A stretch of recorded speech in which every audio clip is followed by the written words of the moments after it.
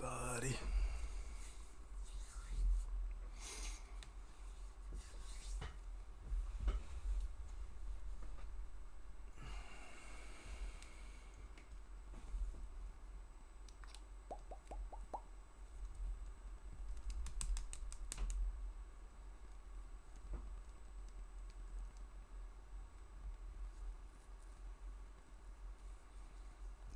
Get started in a few minutes.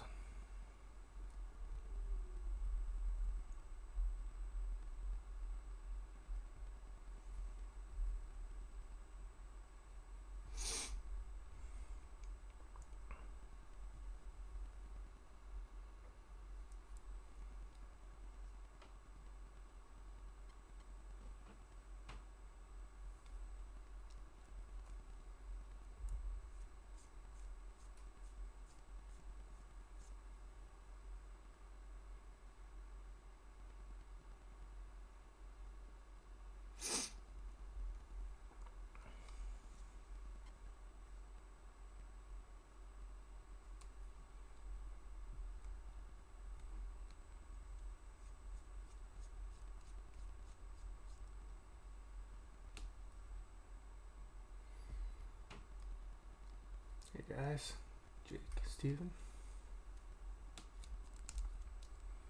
A couple more minutes, get started. Everybody have a good weekend? It's getting cold. Got rain and cold. Hey, looking closer.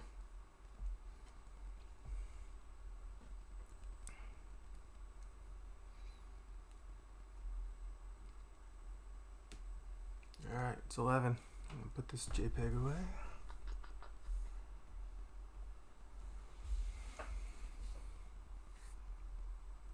Alright. So, tonight I'm gonna paint this guy up I drew a little bit earlier today. So I jammed some crystals coming out of his head, kind of like those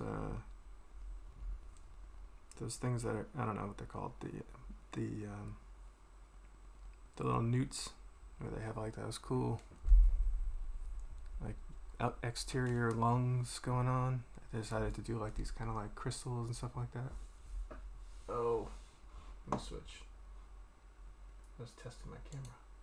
There we go.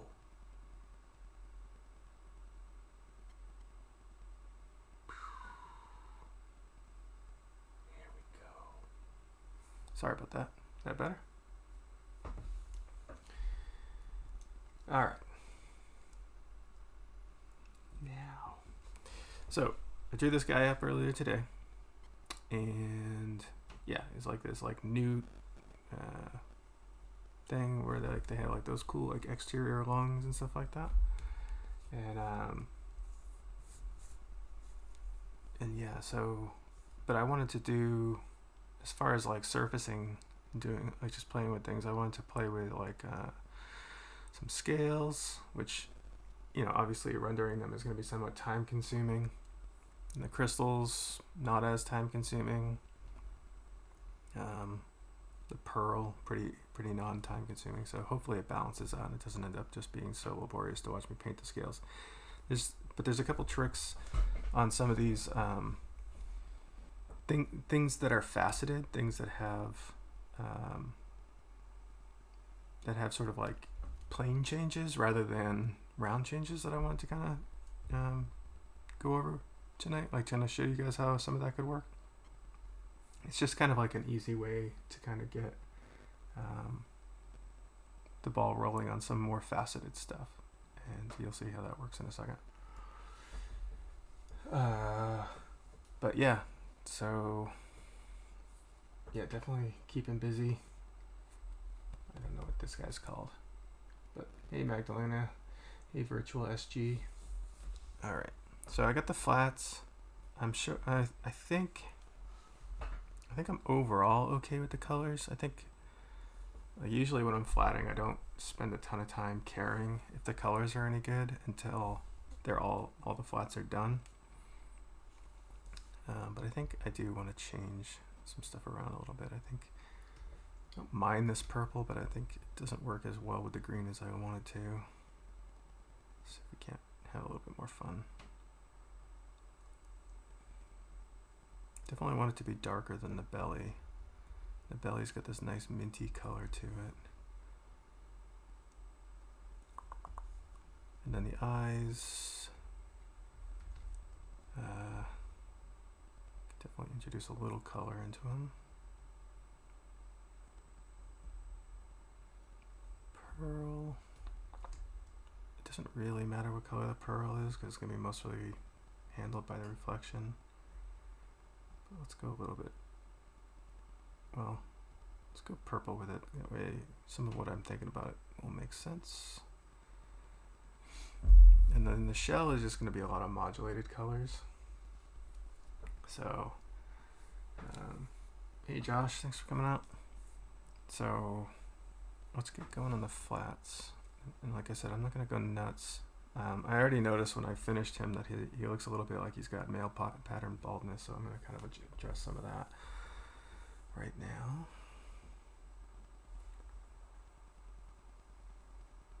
Oh, let's do it this way.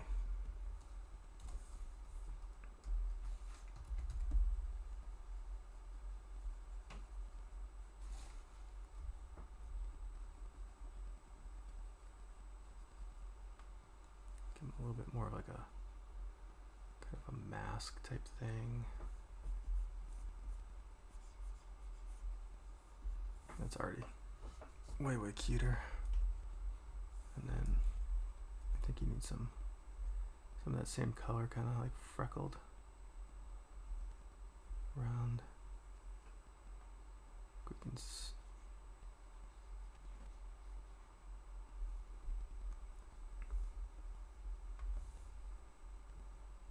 so I don't think there's going to be a lot of use for like texture brushes tonight, but if I do, I'll let you guys know. But for the most part, I'm still just using a soft with some thick to thin on it, and I'll probably use a hard brush once in a while, but mostly I just use this soft brush. Not any really good reason, it's just probably out of more laziness, but I get a, I do like to kind of hand paint a lot of the marks as much as possible, but it can definitely get you into trouble if you're doing it too much.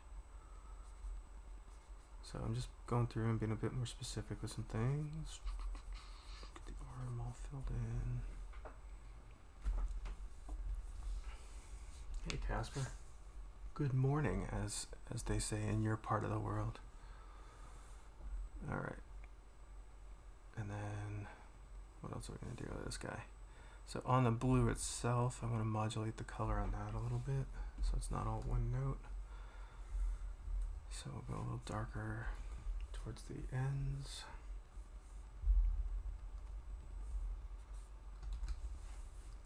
Muted.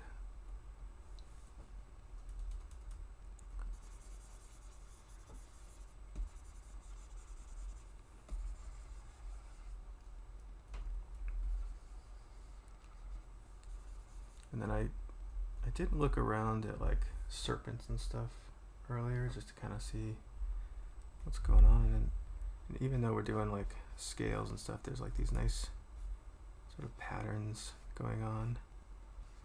So I think I'm going to try that. I have no idea how that's going to work out, but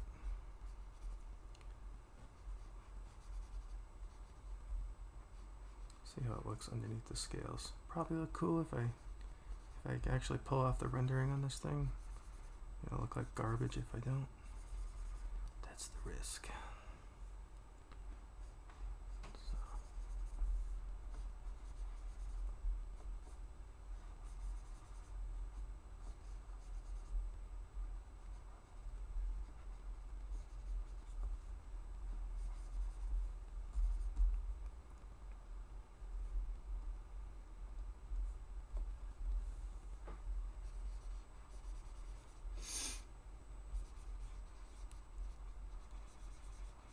But because I think a lot of the rendering on this character is going to be handled by like the way the reflections work and things like that, we don't have to go overboard. Although if you could spend as much time as you wanted, but I think I want to keep going with some of the painting on this guy. But that definitely already looks cuter. And then on his green stuff, I think down where his feet touch the ground, they probably get just a little bit more blood volume in them, so go a little warmer. Actually, probably go try cooler first, see what that looks like. Yeah, that looks cool. Pun intended. And just kind of ground those a little bit. And I do want them a little darker because I think, like for the end of the tail and the end of these antennae up here, I want to introduce a little glowing area.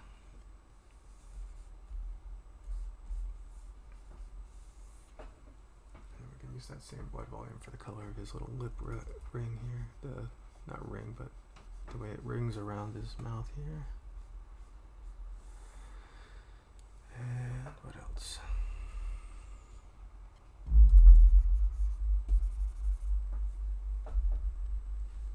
That should do it for now. And then for the shell, so I'm going to start by just kind of doing this kind of like amorphous kind of random pattern on it. Just modulate that color a little bit. Go these worms here. Oh. What's happening? Okay. Am I going crazy? Oh, yeah, I am. Okay. Now I'm less crazy. Painted into my mask by accident. So I'm gonna just kind of get sloppy at first, and then I'll start working in some patterns. This is like, I don't know, I used to do a lot of like spray paint camouflage on all my go-karts and stuff when I was a kid. Seemed like our forts and things like that would always have some sort of camouflage on them. So I'm going to start off making a mess and then I'll clean it up.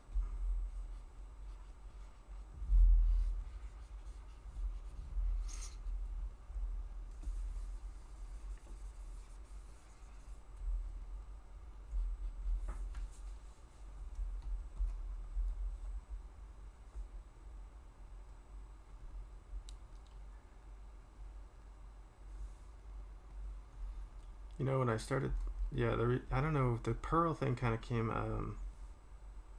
when I started drawing this guy's body, reminded me a lot of like an otter. And the way that they like crack the clams open on rocks and float around on their bellies. They always look so happy with themselves, they're so content. I don't know, I just always really liked that.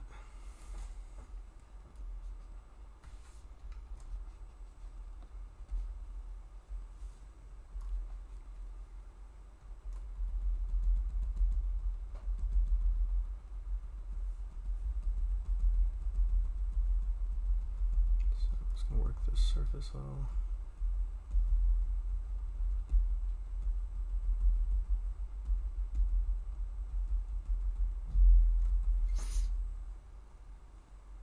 Does it have a name? No, I didn't give it a name, but if you guys have suggestions, I'm always up for a good, clever name. I usually end up going with something obvious, like, or not obvious, but like something kind of against the grain, like Frank or something like that, on something like this, just so it has a little bit of a joke attached to it, just by giving it too serious of a name. Alright, so it's looking a little airbrushy. I think I do want to add one of my sort of noise brushes to the table here. Yeah, it's already better.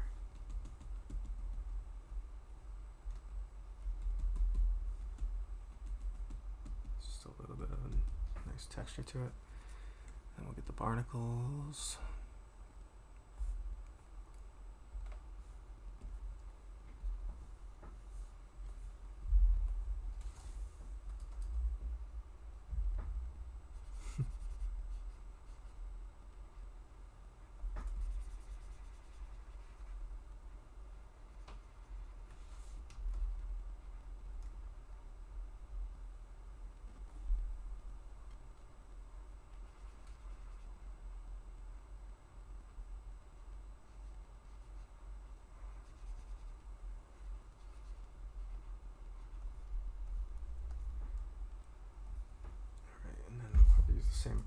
the inside here. I think if I was doing this in a much less, I'm not going to call it time sensitive, but you know, I don't want to like just sit here all night long and massage this thing. But some of these seashells have these really cool like iridescent rainbow patterns to them. I think getting into some of that would be really cool, especially like the sort of like mother of pearl look that you see on the insides of some of these shells. Would look really cool. I'd like to take that on as a challenge. That'd be fun. Not really sure how I would approach it other than just hand paint that stuff in. Just create kind of like moire patterns and things like that. But I think it'd be really cool looking. But because I'd be stabbing in the dark a little bit, I'll do that another time in front of people.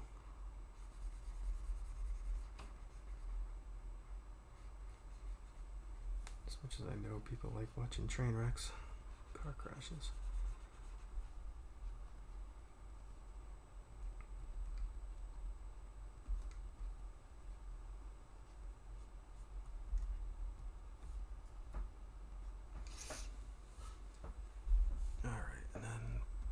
Oyster itself, probably a little paler.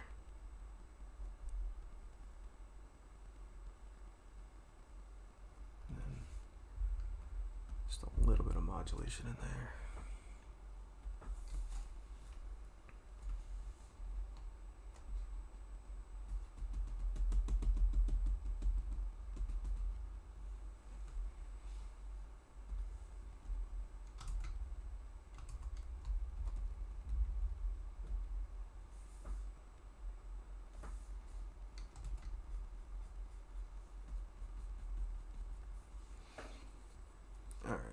Makes me want to make the purple a little bit warmer instead, because now it needs something, piece needs something to kind of call back to the oyster. So now the oyster talks to the clamshell a little bit more, and then this guy kind of has his own thing going on. And I think that should do it. Like I said, most of this stuff is going to be handled by the surfacing. So that's all my flats. Got all my flats in there. I might go back and adjust them later, but let's get going on some of the shading. So I'm going to repeat myself for anybody who's seen this before, but whatever. So the shading, grab the overall mask from the flats here, and I'm going to just drag that mask up and put it on the folder of the shading group. And now anything I work on inside of there is going to have, it's never going to leave the bounds of that. And then I'm going to put kind of like a medium gray, light gray in the background here. And I'm going to put above the flats, just white. Oh, that went into the group, that's why. Okay, and I just dropped that down. This is, I call it my ghost layer. So I see a little bit of the color data. But for the most part, it's just bringing me back to the line work. That way I can work as the shadows here. And I think for that, I'm just gonna start with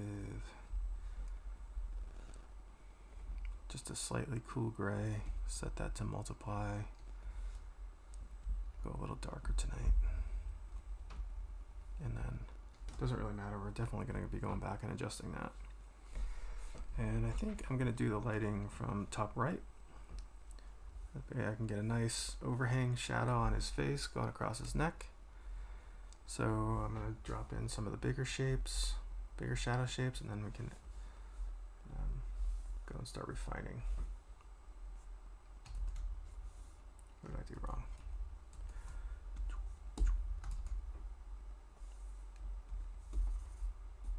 Is that really as dark as I made it? No, what's going on? Multiply.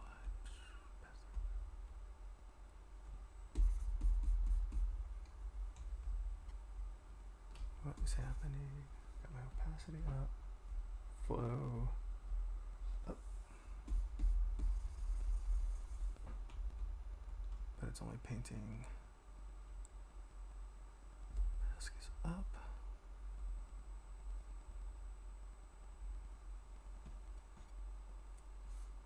So that's black. Okay, hold on. I guess I gotta figure this out. I know it's something dumb. 100%. 100% set to multiply. Pass through. You guys get to watch me fonder anyhow. So that's painting definitely gray. So that's interesting. Oh. See, I told you it was something stupid. I just had my foreground color set to gray instead of black and white. There we go. That makes a big difference. Okay. Back in business. Alright, so just drop the transparency. No, wait. What am I doing? The flat color. What do we say? Like a kind of a cool dark gray. And that's working. Alright, we're back in business. It's always user error. Alright, so I know I'm going to cast that shadow underneath here. I'm just going to forget the teeth for now. Come back and deal with the teeth. But if I drop in like one major shadow, that kind of immediately starts to set. It gives me some reference to look at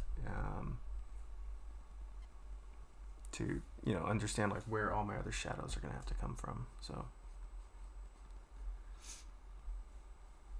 yeah, I was painting with gray. Thanks, Steven. Why can't you be here? Like, just be in here hitting my hotkeys for me. All right.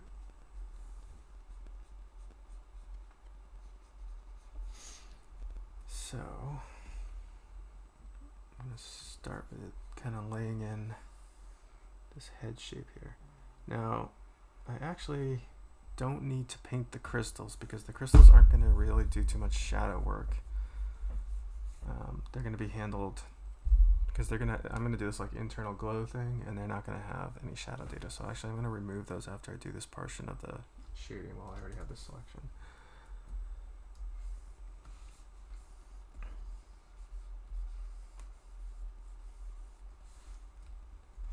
So I'm purposely ignoring these scales for now.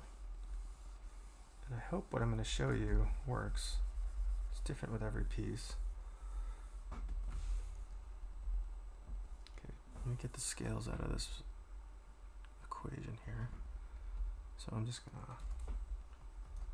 So now no matter what I paint on, I removed them from this overall shading mask, and I'll just do a separate group for when we render that stuff out because they're going to have some internal glows and things like that. All right. So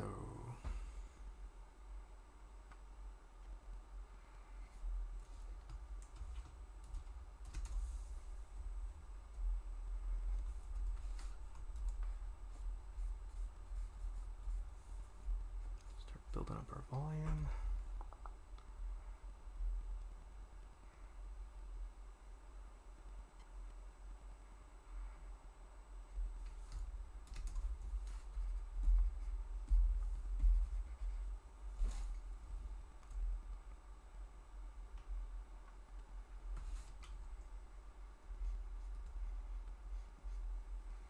I usually leaves the eyes for last, but just because I know where I'm going with them tonight, I'm just going to knock them in now.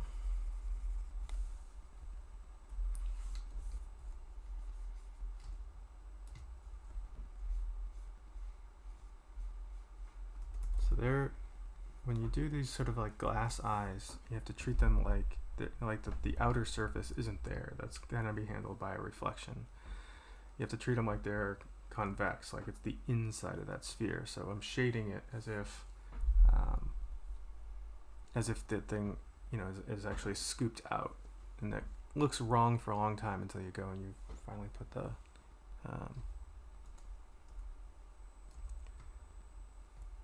highlight on. And I'm just adding random groups because I've had a long day, so you guys are probably going to see all kinds of mistakes, and you guys will feel a ton better about all the mistakes that you think you're the only ones making. But full day of work.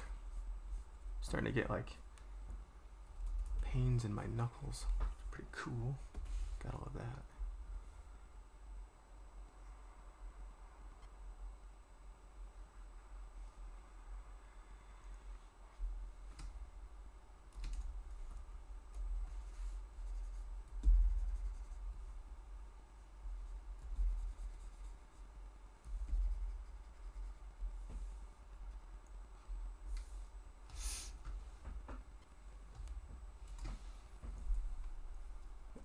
Magdalena's asking, that's great, seeing the full thing again. Question, I know you normally know where your light is coming from, but do you have those times you need to try different shadings until you think, yes, this is the one? Or is it more about the storytelling?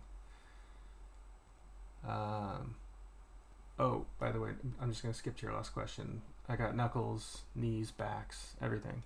I'm old. I did tons of manual labor and skateboarded as a kid, so I'm a hot mess. But knuckles is just from art, so thanks, art. Anyway, back to your question about choosing a light source. So the way I usually choose a light source is it is about storytelling, but and I'll tell you the sort of like unsexy answer to that, because like I think we all like to come across as like making art come first, but if you're doing a piece for a client, whether you're working at a company or you're working, if you're trying to get a piece to like a modeler or a surfacer or something like that, it's important that the light kind of shows off as much of what the form is doing that maybe line work wouldn't do. So like intuitively, just because I've probably done this a lot, I know I want to cast that shadow underneath the chin, because that's really going to show how far and how it overhangs that neck and how the neck is round. So that helps the modeler understand the forms. And then on top of that, with the surfacing, you could easily put you could do a nice dramatic piece, do something, like a Ryan Lang style painting where it's like this beautiful kick light that's handling a lot of the illustration or something. But I think for the purposes of straight up character design, you're trying to give as much usable information to other people in the pipeline. So if you do too much of a dramatic lighting and you're not showing off how the materials work, then you're probably just going to have to do it again anyway, or another painting. There's nothing wrong with that, but killing two birds with one stone kind of vibe.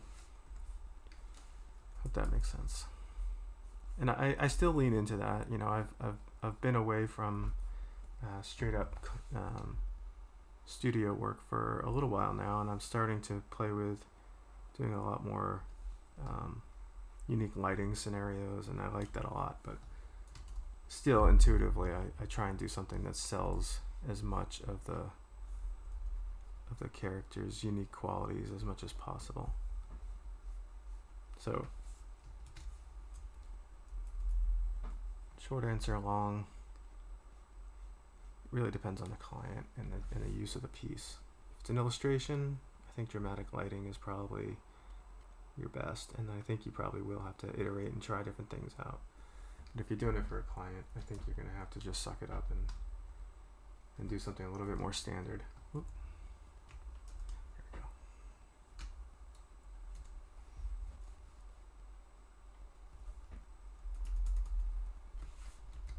Oh, yeah, gonna screw up a lot tonight.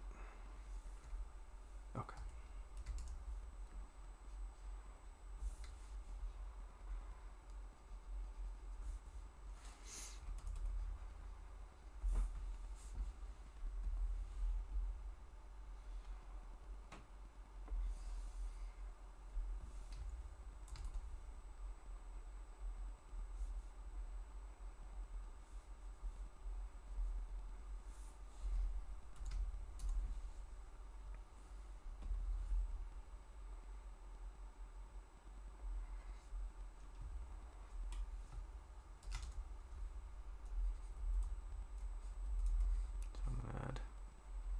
Pretty subtle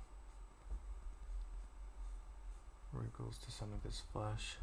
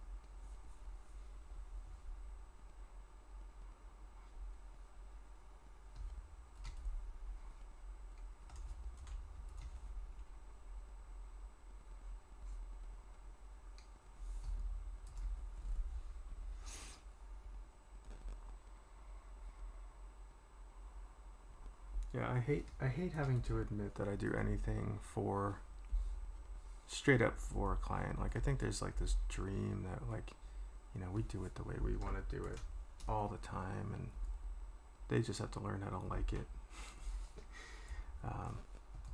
And that can be true, but I think what you have to also realize is like I'm not worried about.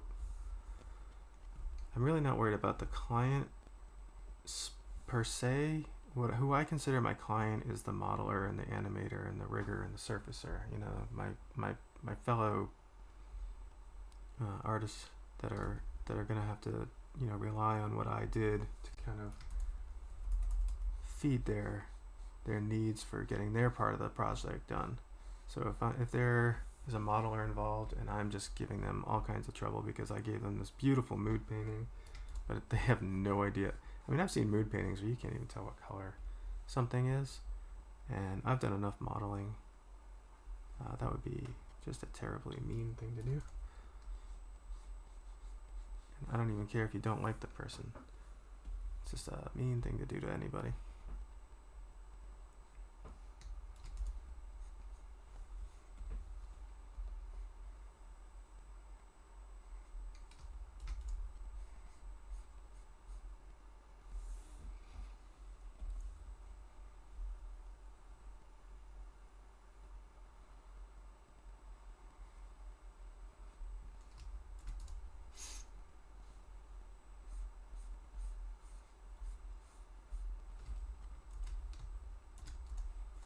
Yeah, it is the job, but it's easy for a job to become sterile. So that's where the balance lies. It's like I think I've mentioned it in some of the previous. That looks terrible. Hold on a second. Previous streams where like a big part of the job is to get people excited about a character, and sometimes if you paint it with sterile lighting, you know, you can lose people. You're like, kind of ho-hum character or whatever, and that's not what you want. So there's a point to be made for having a little bit of art in there, but you really do need to know your modelers and make sure that you're not, you know, if you get some intern modeler coming in and you're giving them all kinds of advanced lighting, you know, it's probably inappropriate. If you've been working with a modeler for 10 years and they just know their stuff, well, you're probably fine.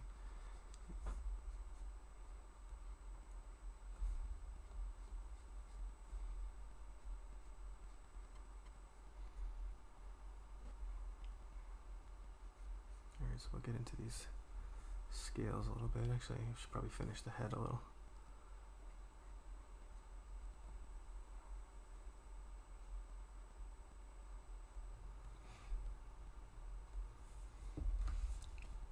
So I'm gonna do,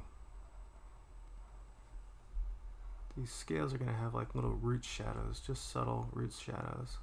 I don't want to go too heavy-handed with it because it'll get really volumetric, but just adding a little bit of shading to each one of their origins.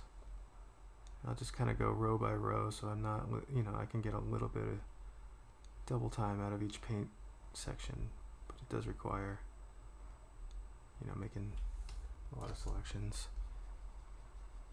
But just, see, I went too heavy there. Just a little bit, grounding each one of them in.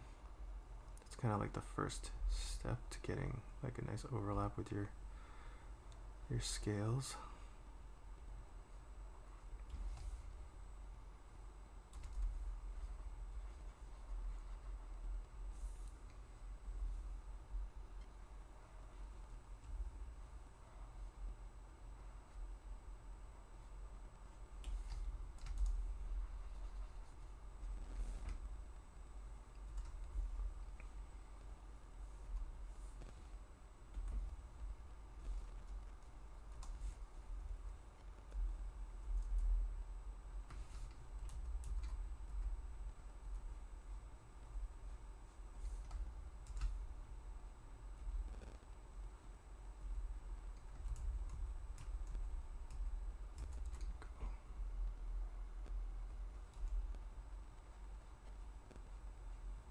I'm just ever so slightly casting little direct shadows in as well, but I don't want to go too hardcore with these either, but I do want them to have just a little bit of language to them.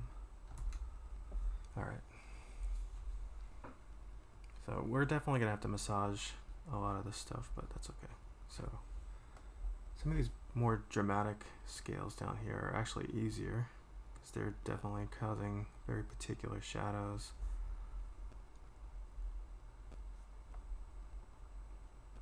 So I'm just going to quickly wipe in.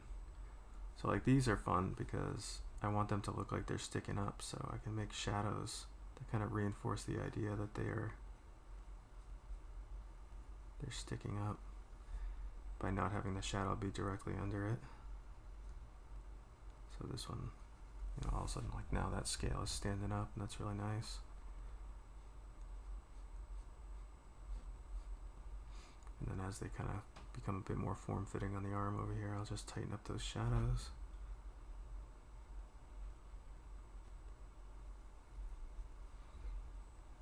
Alright.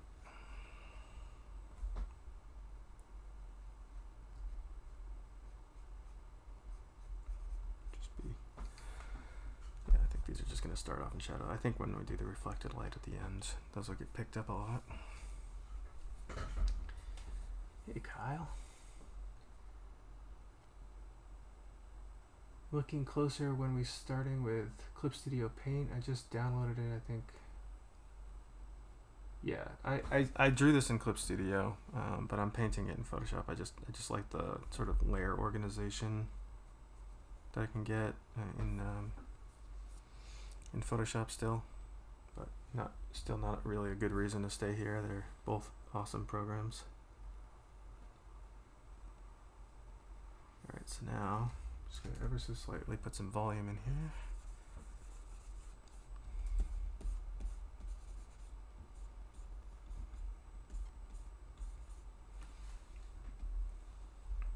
Same thing with the arm.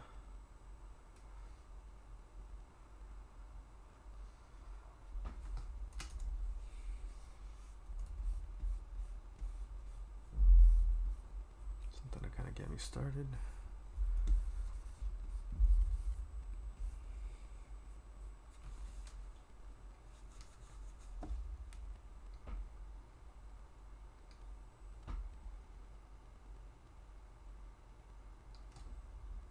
Yeah, someone just gave me a heads up. Dave just told me about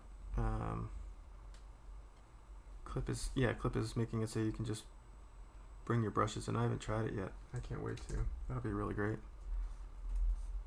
They're definitely trying to put a move on Photoshop. I don't know how they're gonna handle it, but I think they're gonna win this one. Or for the painters. I've always gotten the impression that Adobe I think they support artists to some degree, but that's not their market. They don't need to build the tools we need, but I think Clip Studio is really showing that they do care.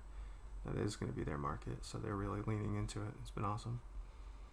So yeah, it'd be fun to try bringing some of my favorite brushes in and seeing what that process is like.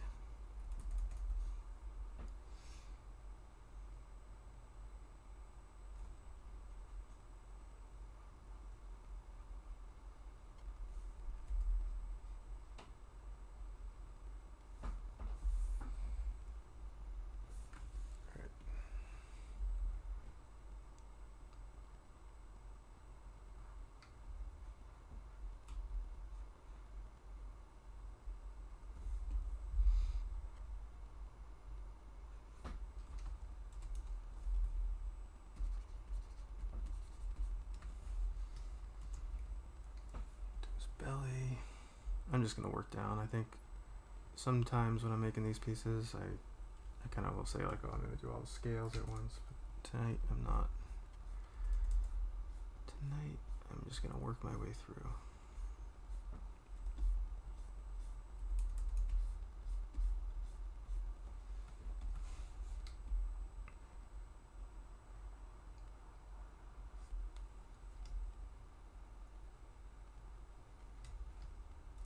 Yeah, they have the time lapse thing coming. So I was joking. Those are the kinds of features that when they add them, I'm always a little bit suspect because they do weird stuff. They do, I hope that they don't use some like proprietary file name or file structure or something like that, or that the UI is really easy. Like I use their animation stuff a lot now, and I love it. But at the same time, it's terrible. Like it's missing just like these little things that it needs to have to make it perfect, and they're so close. They're always so close. It's comical how close they get to being perfect, but then there's like these little eccentricities.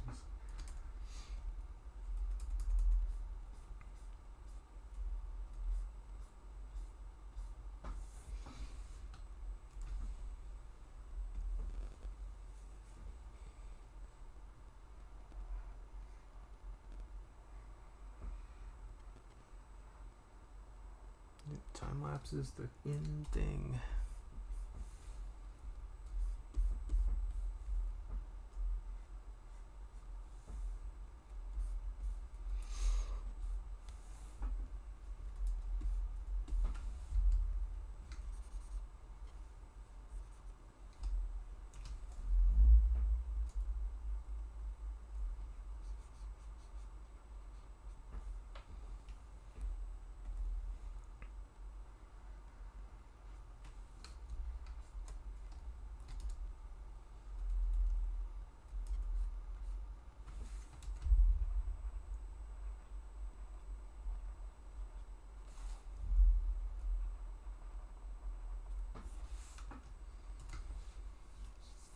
He's got his appropriately wrinkly belly down there, and his arm and his pearl are gonna cast, so we'll get this in now so that I don't waste my time accidentally rendering something I'm not supposed to.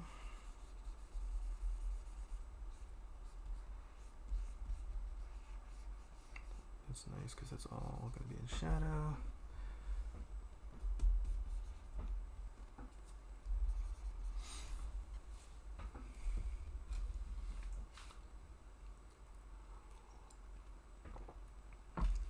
Oh, thanks, man. I love doing the time lapses.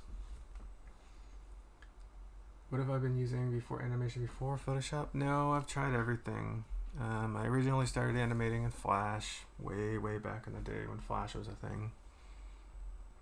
I'm gonna paint sloppy right now because I know I'm gonna reverse out this sphere, the pearl.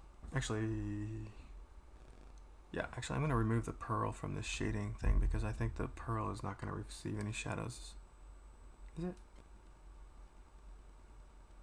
We'll give it a little shadow. Most pearls don't actually cast too much shadow, but they're not fully translucent, so. Okay, anyway, back to it. I'm going to paint sloppy because I'm going to just delete out the overpainting that I do. I've animated in Flash, I've animated in After Effects, I've animated in Toon Boom. What's the other one? What's that? A really nice one. TV Paint is really nice. I would do TV Paint over anything, but it's just so expensive, and until I actually have a good reason to do it.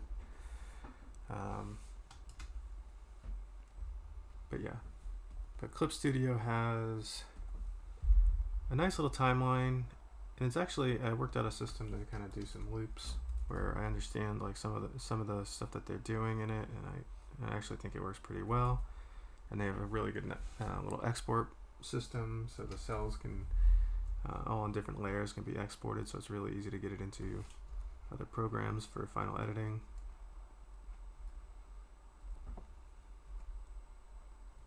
It's just the way the moving around the cells and retiming things is just a little clunky.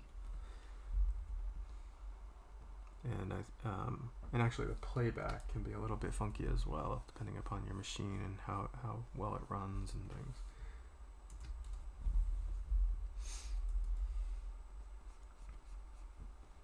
And then I think there's a new one, right? There's like a pencil something, I don't remember what it's called, but there's a new one out that's supposed to be pretty good for animating. I just haven't gotten a chance to try it yet. But the reason I've succumbed to using clip is just because I like using my own brushes, and I think that's what's always a little bit frustrating about the animation programs, is that their brushes just aren't as good as drawing program brushes. And I mean, if you can just imagine animating and having access to all the hard work you've done for your brushes, it's pretty luxurious.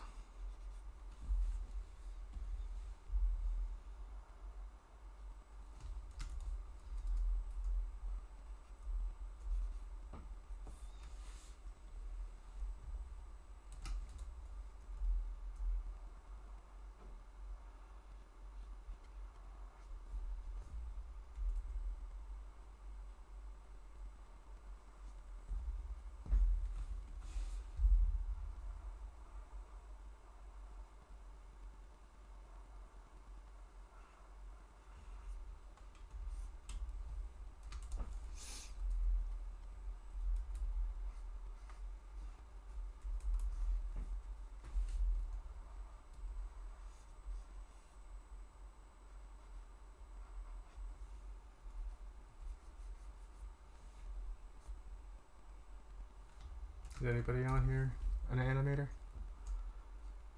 By trade, not by hobby like most of us.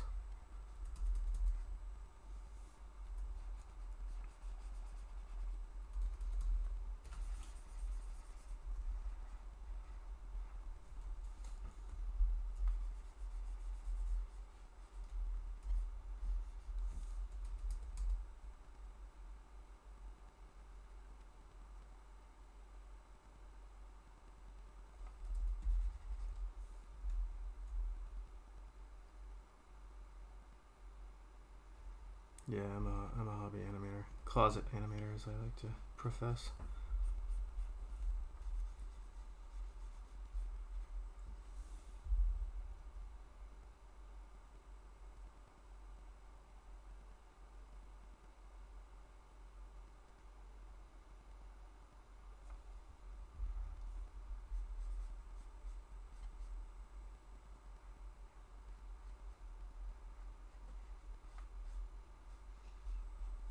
All right, so now take that sphere.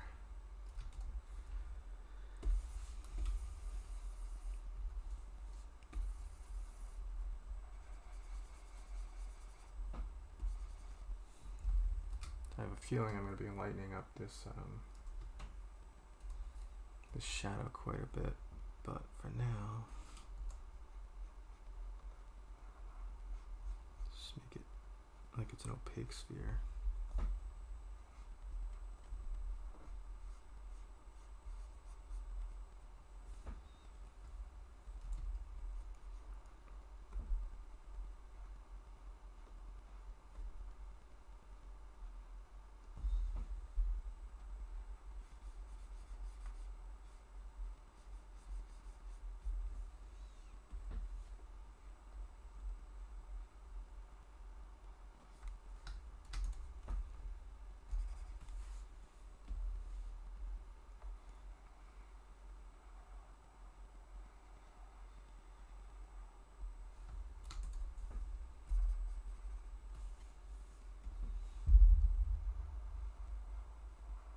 Hopefully I'm not moving too slow for you guys. Alright, so that'll be the sphere. And I think before I do the clam, I'm just going to cast the shadow over the clam so I can kind of get... Most of that is just going to be in shadow from him and from itself. But that'll help me with the relationship between the two of them.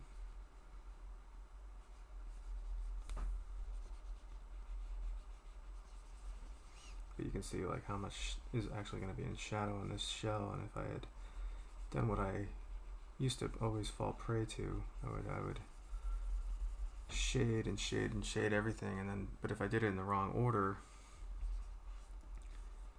meaning I worked at the elements in the background before the elements in the foreground, I would realize that there was a cast shadow that was going to go across something that I had spent all this time shading,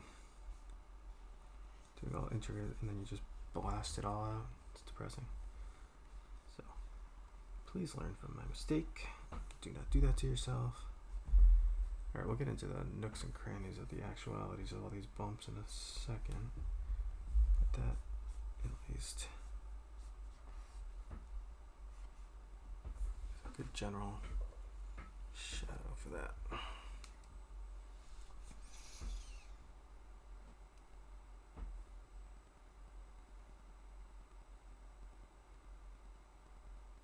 I'm missing part of this conversation because Kyle's saying something's fun to use.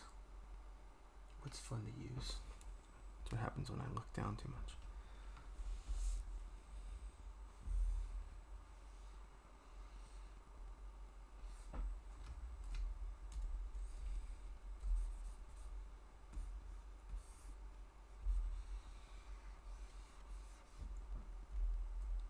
Oh, Super Sculpt is awesome. I've moved to oil clay myself. Hopefully I got some ideas coming up I can show you guys. Oil clay is nice if you get the sulfur free stuff that doesn't stink up your hands.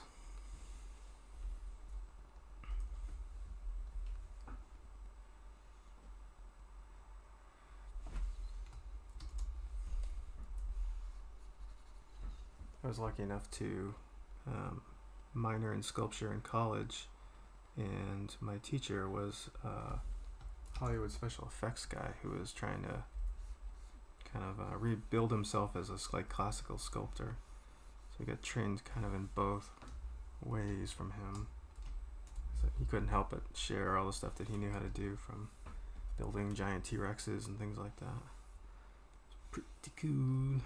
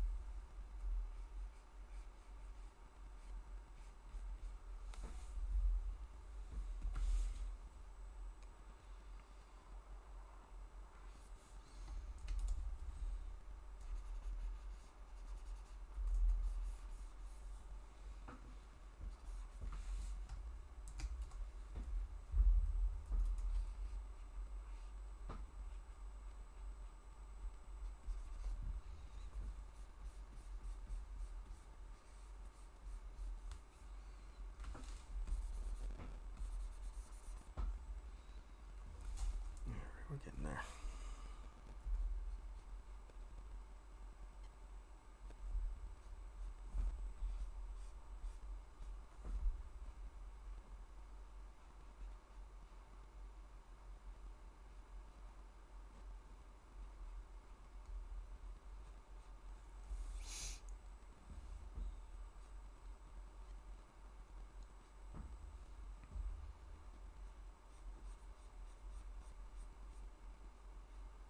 I'm trying to purposely crank through these scales. This would be the kind of thing where I'd probably have like 4 cups of coffee, walk around the house, come back, look at them. But tonight, we're speed scaling.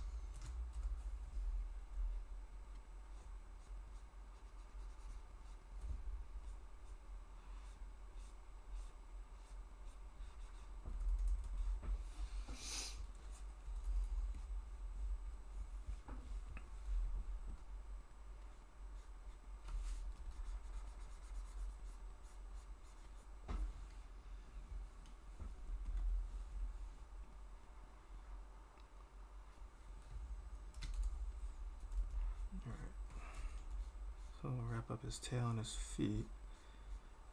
And then trying to decide if I'm gonna paint the crystals up and kind of talk about how I would do those, or if I'm gonna just finish the body. I think we'll do the scales. Not the scales. Well, I just literally said the opposite of what I think I'm gonna do. I think we'll do, or at least start the crystals. There's always like the last point where things work together and you have to kind of go back and do a little bit of touching to everything.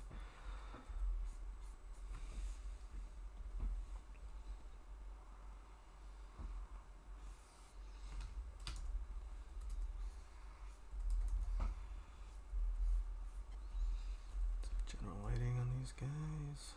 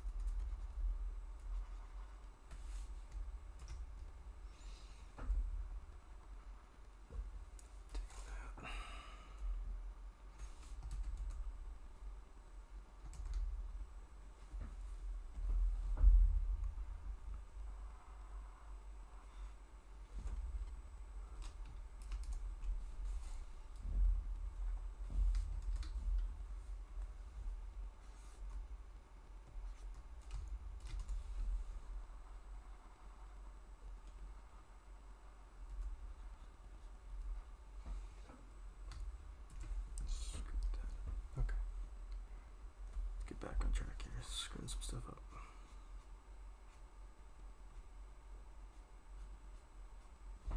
Smudge tool to the rescue.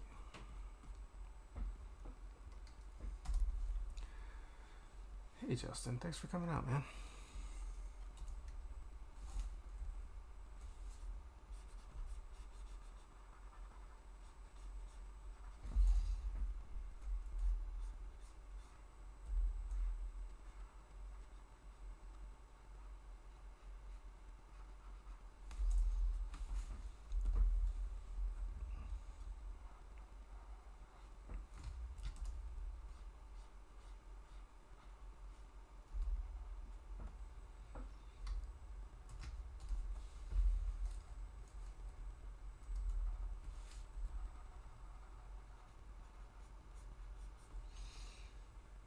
That's plump enough.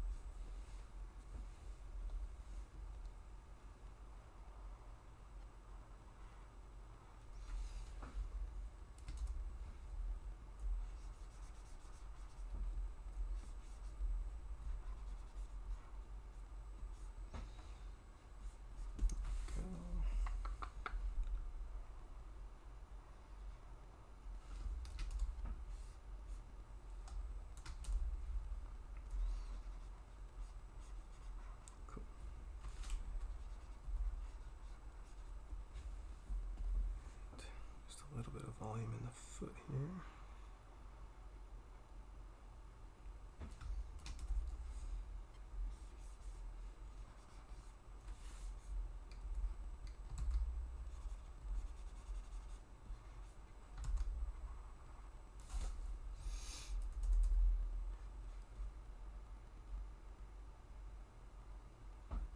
What's the challenge today? Or today, whatever. What's the challenge? The alien design challenge. Is there something more than just alien?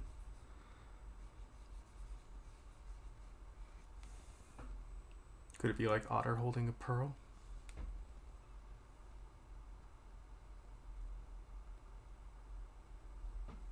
Alien otter. Yeah.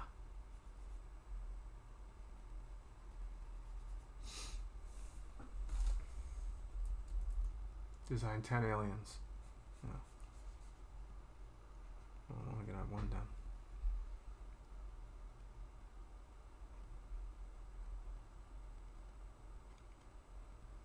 Guess who hasn't saved in a while? Alright, saving, drinking tea. And I moved on to the clam before I finished the tail. Hang on, let's finish the tail.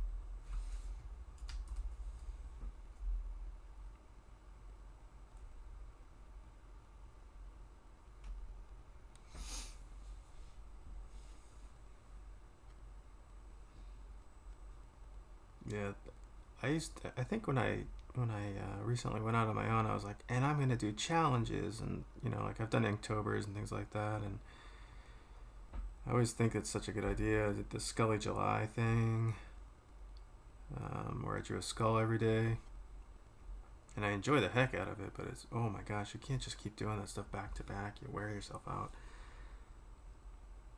I wanted to do the Scully July thing, just because I knew I was going to make stickers out of them. But yeah, these challenges, you gotta pick the ones that are good fits for you, because you do too many of them and you're just, oh my gosh. Although you do get a ton of work out of it. I think that's what they're best at. It's just like they build up people's portfolios. It's pretty rad. I like when I review a portfolio and it has like an Inktober piece in it.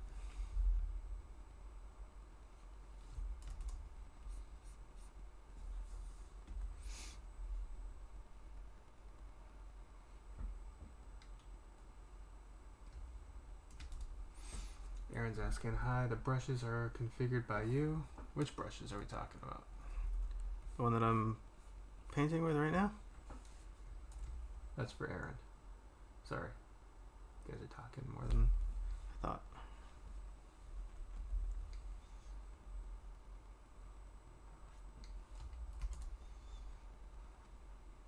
If you're talking about the brush that I'm working with right now, it's just the soft brush from Photoshop. Nothing special. I didn't make it. Let's just grab the normal soft airbrush brush. Works.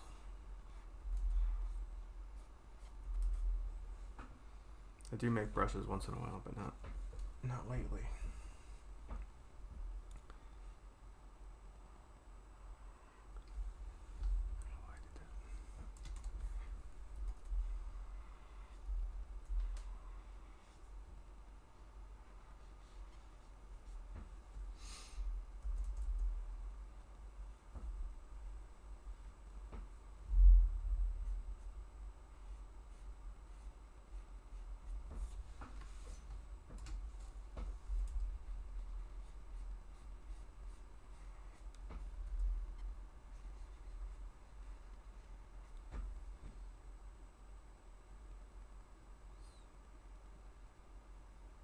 Civil engineering. That's cool.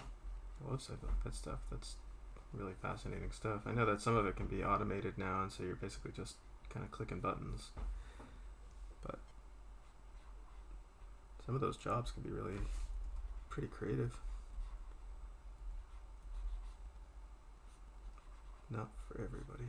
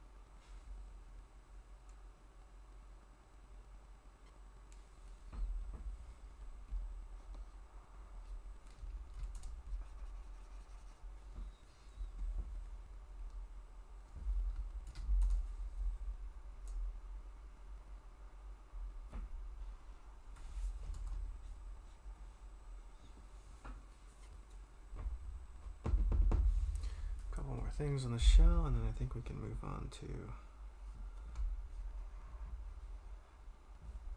get into some of the highlights and stuff.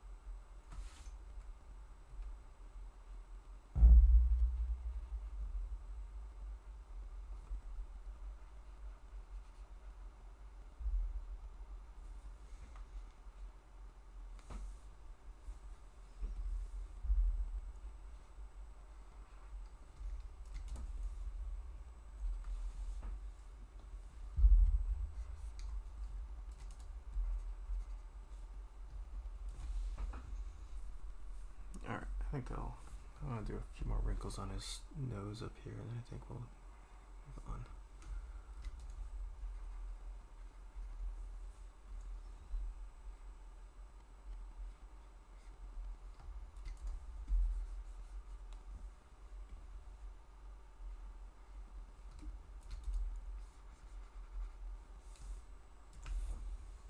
Yeah, we can always go back and add some more later.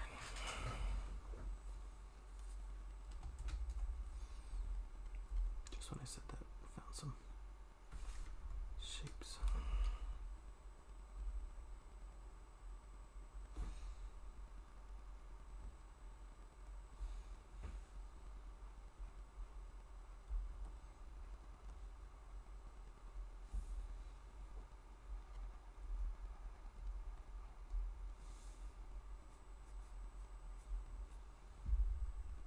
I'll keep adding if I have to. Okay, so let's see what he looks like. So that's what he looks like with the shadow multiplied down over the flat colors.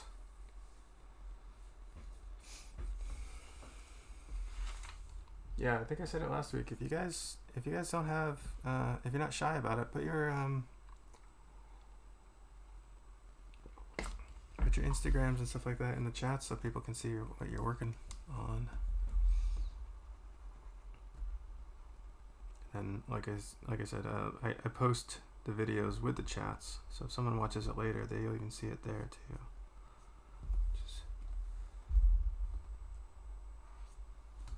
A few people did it.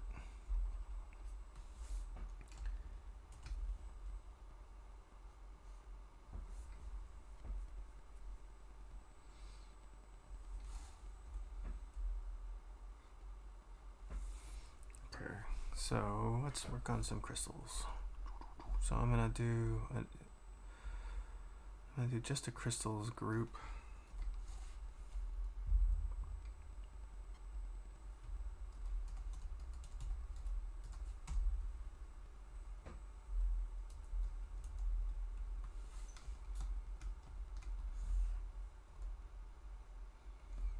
And so with crystals,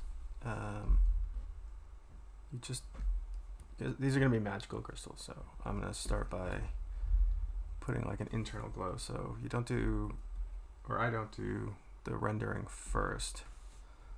I do the glow first. So we'll do the little glow source. And because these crystals are kind of different sizes, I do want them to all kind of like terminate into that purple a little bit, different rates just based on their size. So I'm going to kind of vary that up a little.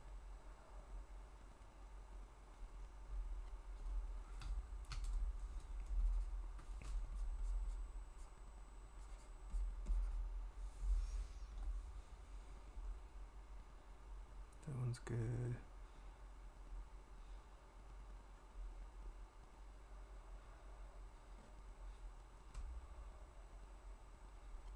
So like even though the crystals are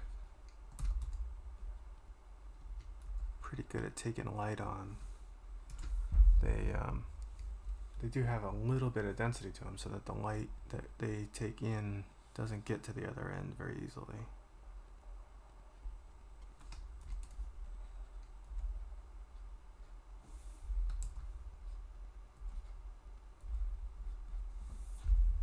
There we go.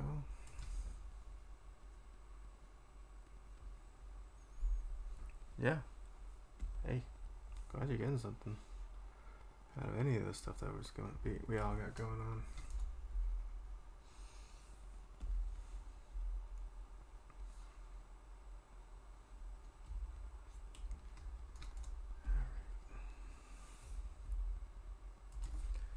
Okay, so now we got like this glow going on. So one way to kind of get the volumes of these things going is we're going to pick kind of like a sky color,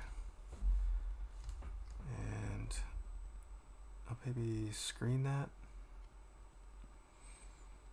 up, and then there's a couple different ways you can approach doing this, but I'm going to put a mask on this, put it black, and we'll just select a single crystal. And we know which direction the light's coming.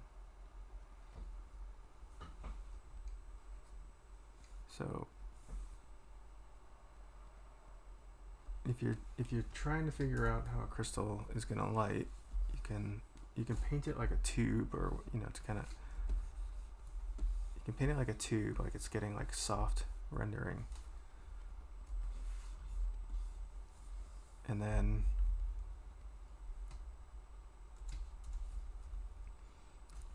you increase the opacity on some of the more facing crystals, facing facets. Now, we're going to go back and disrupt these a lot in a second. We're actually going to brighten up some of them as well. But using like the opacity, or you can use a gray like I was accidentally doing before when I was painting the masks. As those shapes sort of like start turning away from the light,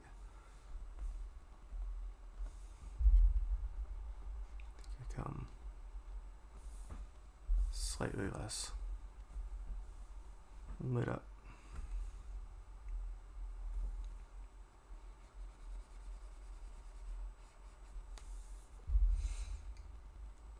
That looks like an ad. Yeah, I think it adds better. Kind of takes the purple on a little bit. So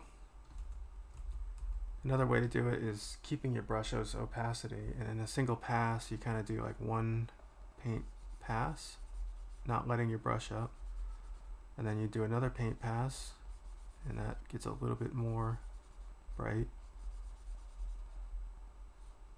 and you just sort of brighten them up slowly.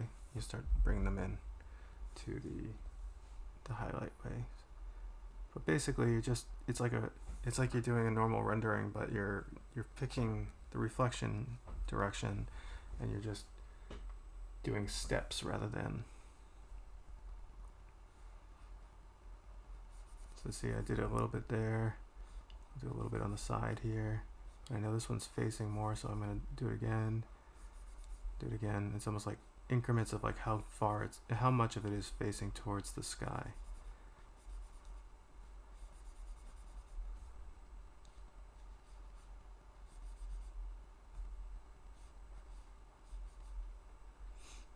This one's going to be facing towards the sky a lot, so I want to go almost all the way bright with that one. And this one just a little bit. This one just a little bit. This one more than that one, so I'm going to hit it again.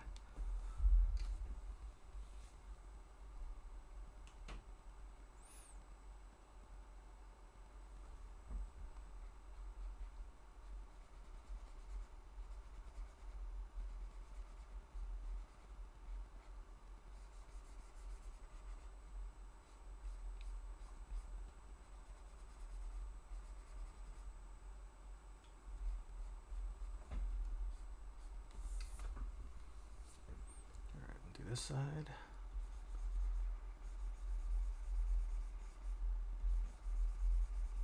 Just slowly build up how much it's facing towards the sky.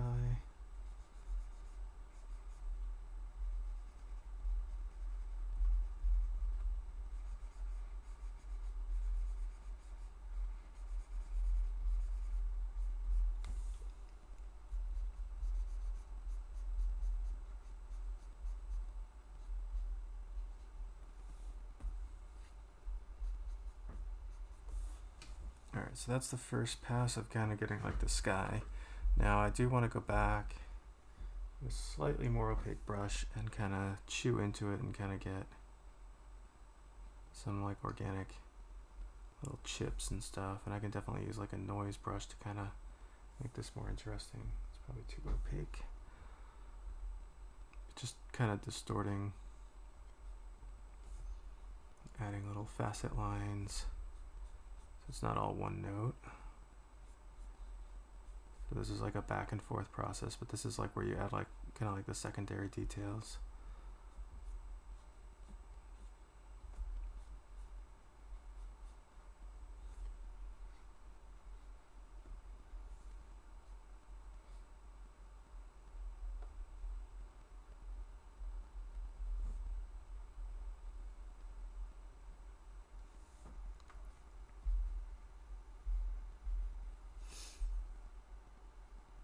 Thanks.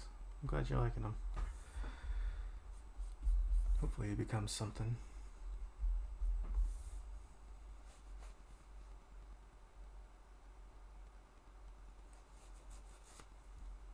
Yeah, crystals are... The nice thing about crystals is you can mess up a lot. You can do a lot of things to make a crystal look like a crystal. And I'm going to do a few of them. And it does not need to be perfect, which is great. So I'm going back in with opaque, and I'm gonna kind of like highlight some of the edges, some of these little facet lines, kind of reinforce some of the scratches that I just put in.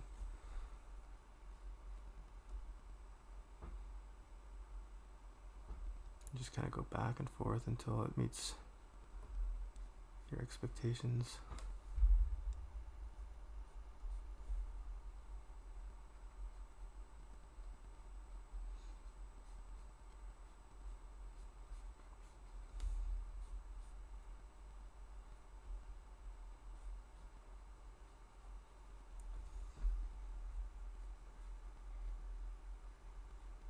You see how just adding in like those little highlights to reinforce the edges. And I'm gonna, once I paint the, when I get to the coloring the line work and some of that starts to disappear, it's not gonna look quite so drawn. It's gonna have a little bit more believability to it.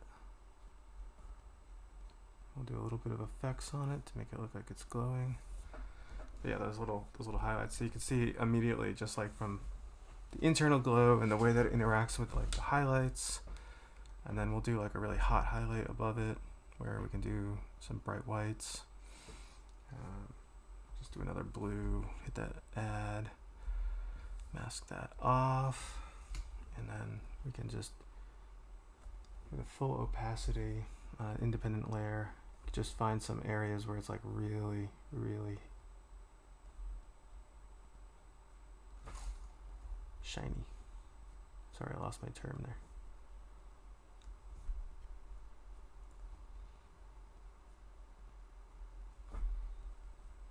And one thing I didn't do that I'm going to go back and do is also distort the internal glow, because the typically that purple, that kind of like that pinkish purple that I put glowing on the inside, if the crystals aren't perfect, then there's some modulation, some areas that are thicker and some areas that are a little thinner.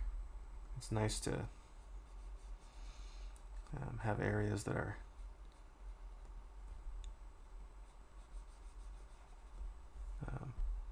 sorry, I'm blanking. Nice to have areas that are it doesn't look like just like such a smooth gradient. So you can see I just painted those really brights in, and I'm just going to knock some of it back. There we go. And then I'll go back to that purple. I'm just going to use a mask with a low opacity, and again just kind of go through and not enough,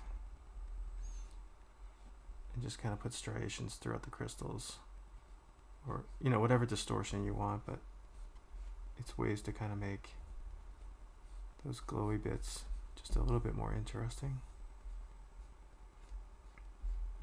When you see a facet, maybe it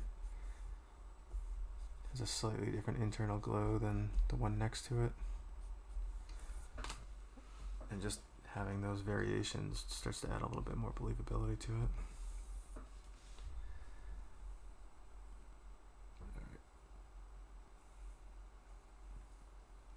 Do you intend to put any music on your streamings? I would, but I get caught up listening to the music. Is it that bad? It's just my voice. I'm gonna actually, this guy, I did record myself drawing and flatting him, so afterwards I'll do a time lapse of this character start to finish, not just the rendering process, so you guys will get to look at that. I'm gonna play with the color of this.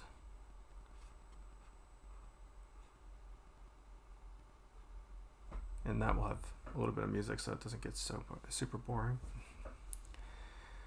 Alright, so that's crystals. And then on top of everything, just a little bit of glow.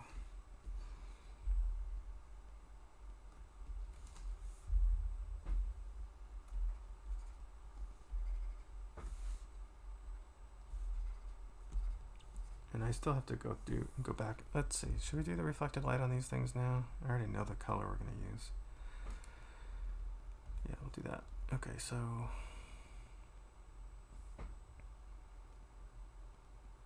well, maybe I don't, because we already used blue for the sky. Let's try a couple things out. Just try.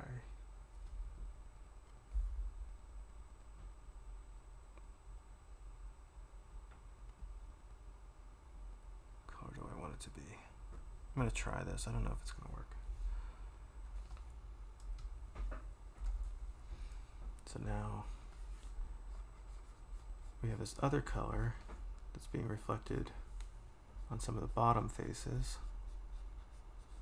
I'm just going to work that up.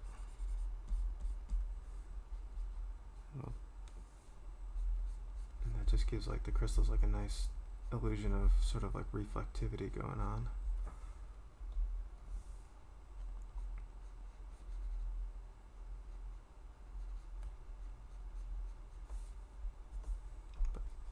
Doesn't really matter what color it is because I can have it on a separate layer.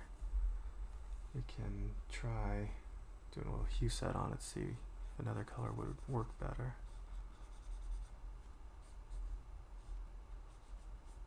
But with crystals, this second color really kind of changes everything. And they really start to feel reflective.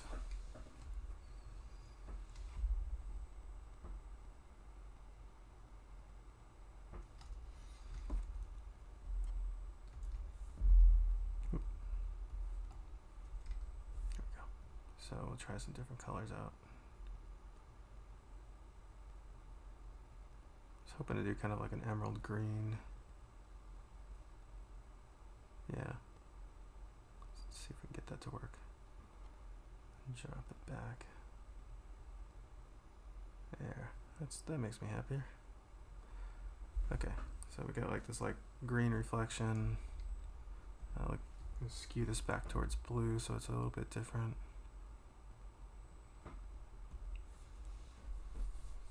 Yeah, that works enough.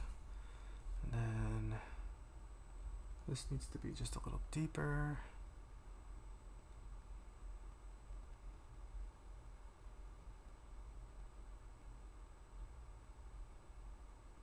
Yeah, that looks better.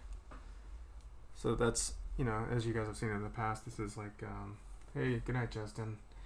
This is like, again, just working in modular layers so that we're not, you know, it's easy to make changes as necessary. All right, so let's go and paint the guy now.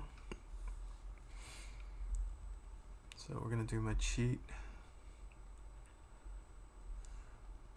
where I merge the flats together. I'm gonna set that layer to add. I'll put that in a group. I'm gonna move the shadow mask onto that group. I'm gonna name that group highlights. And then I'm gonna invert that mask. You can see like everything is really bright. So now do a little color, a little bit more saturation because we are going to do the scales. I want a lot of color coming in, not too bright.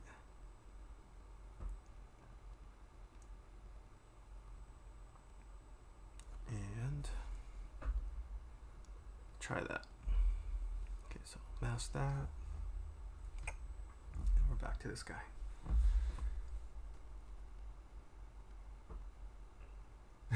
Okay.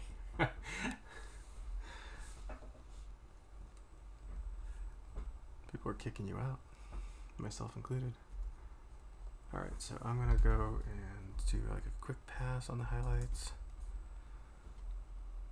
So for scales, I'm gonna do kind of like shiny scales. One thing I wanna do after I do my first kind of like pass like this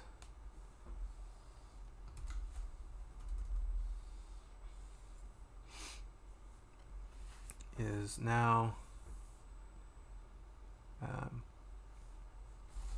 if there's a scale that's kind of getting a lot of light, then I'm going to reduce this down. I'm going to keep that whole scale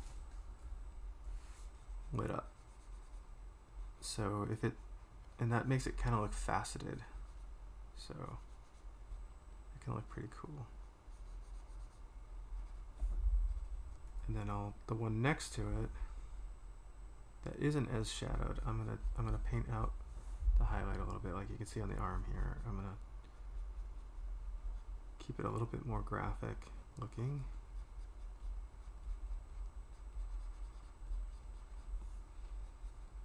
And then as they move away from the light, they're just only kind of getting like edge highlights and things.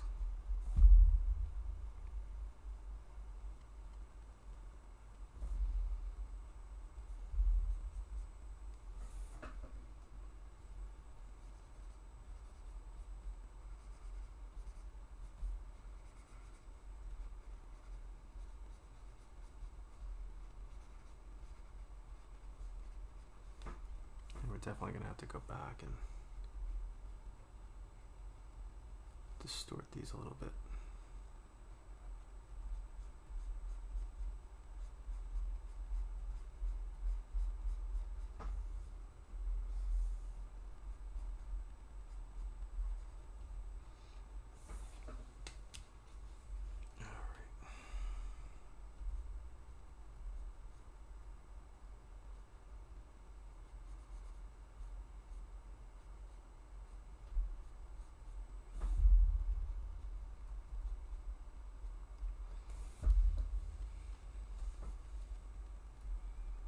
This is that stage where everything just looks a little smooth, a little boring.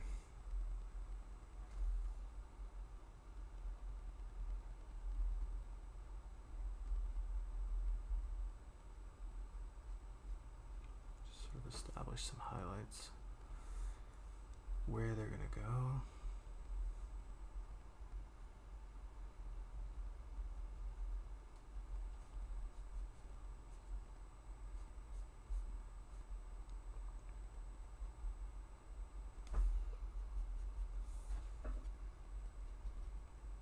Just let them be ugly for a while.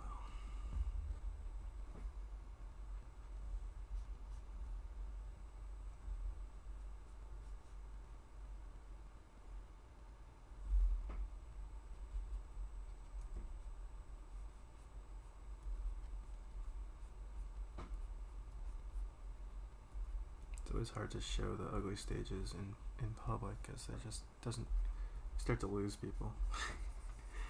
You just gotta have patience.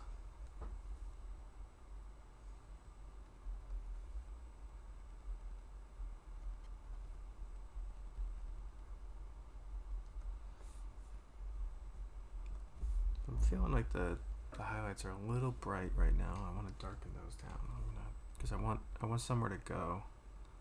What I want is just that kind of beginning part of the highlights,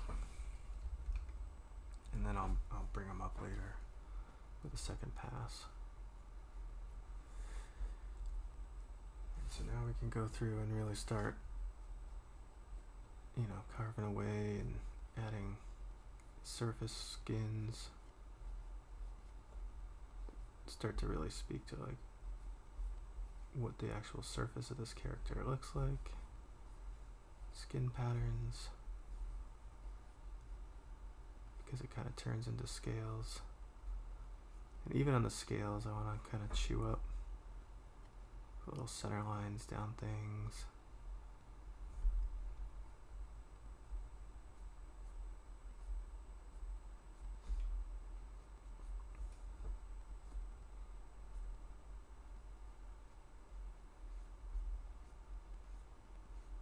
Reinforce this texture on his skin here, so it's this beautiful kind of like elephant flesh or something. He's not super smooth. Cut through that, just remove.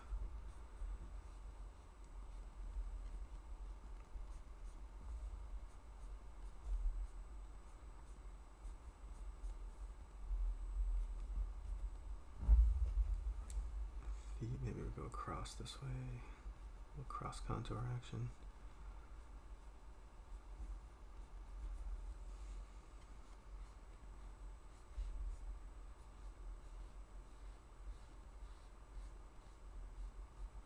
Because I'm not using full opacity, I can go back and kind of emphasize some of them a little bit more once I'm happy with them, and leave some of them a bit more subtle.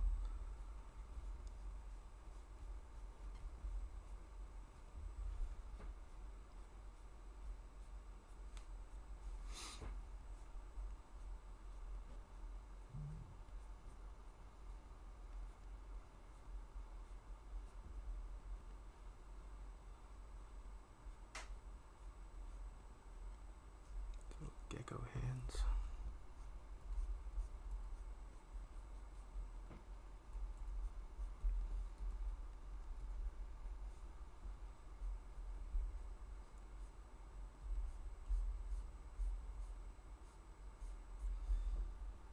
See how much that does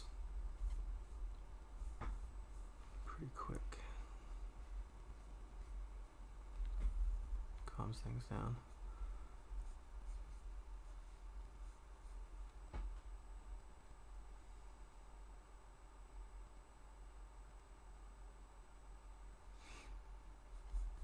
Well, I've made a lot of really ugly things. And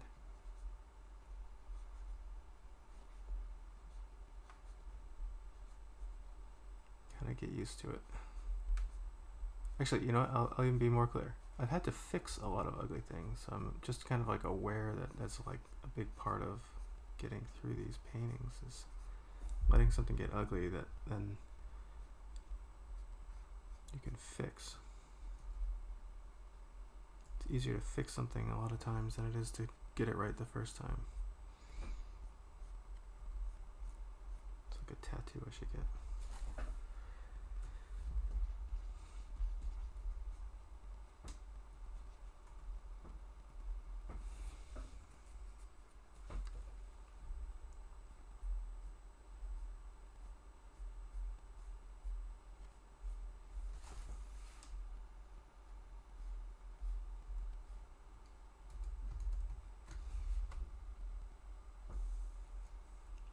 A little bit of refining.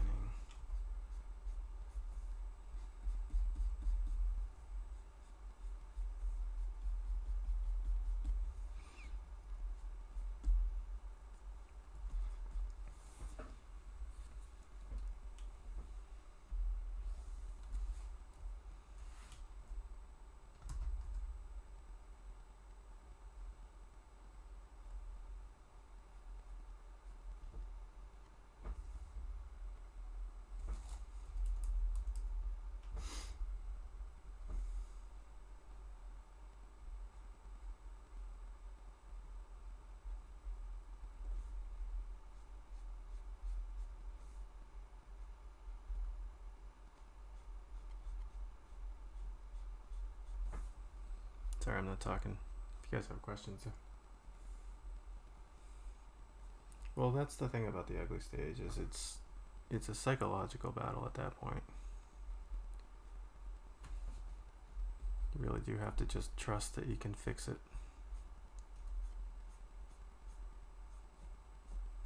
Sometimes fixing it does mean starting over, and that's okay.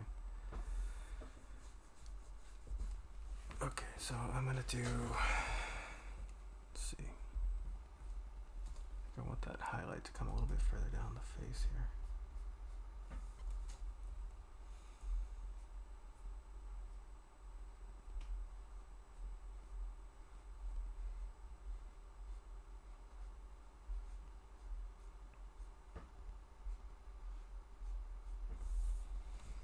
Here we go. And then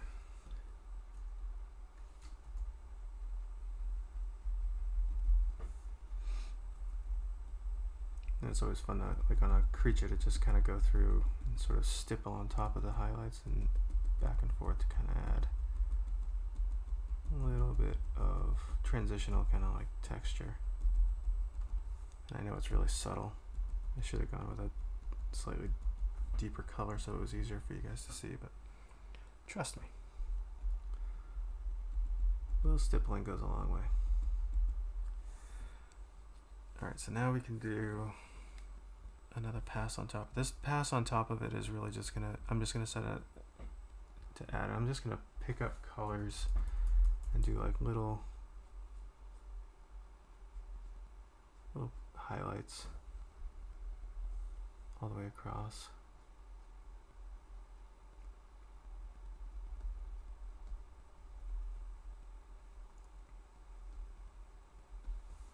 To kind of get this kind of like shiny skin thing going on.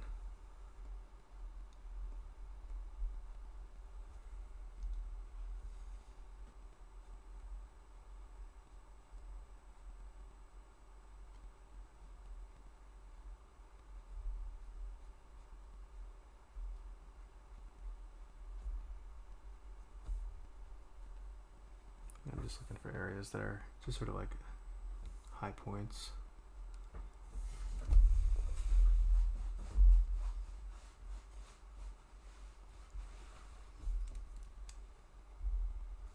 I have a question not related at all. Are your kids also doing skate? Are you gonna try and save their knuckles? No, my kids don't like any of the same stuff that I like. I don't know. They like food, or one of them does. No, my kids don't do skating. They don't do art. They're just their own people. Very different from me. It's been kind of fascinating.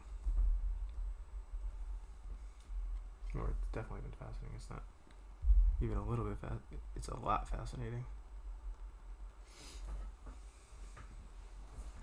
My kid, I think, you know, my son wanted to skate for a little while, and then he tried it, and he just didn't really take to it. It definitely is one of those things that looks more fun than it is when you're starting out.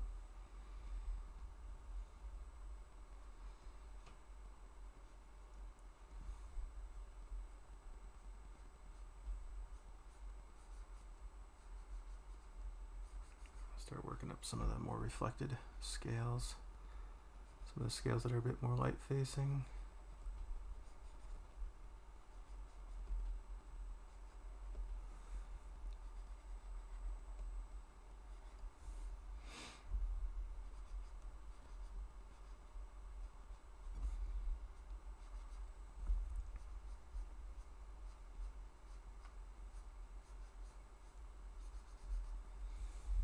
Son's getting into like rocketry and stuff like that, so I'm learning a lot about that stuff.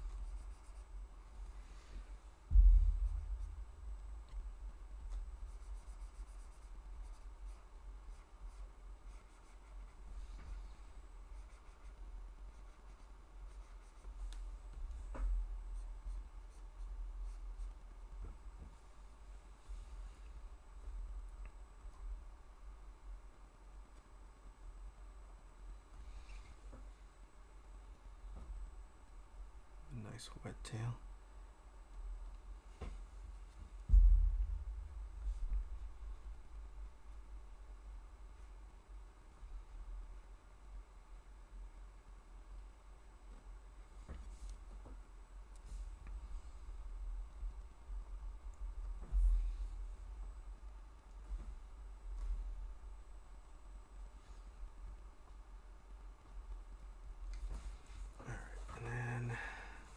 We can do the eyes.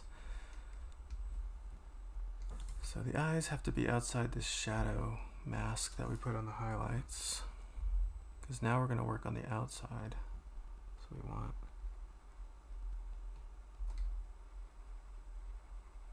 that highlight to now indicate what's going on outside that sphere.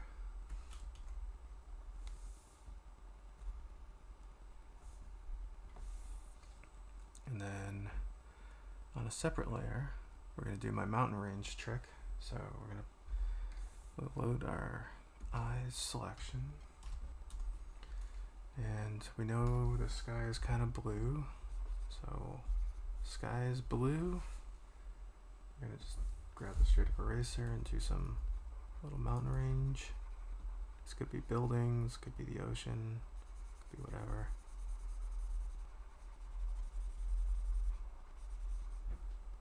Same mountain range over here.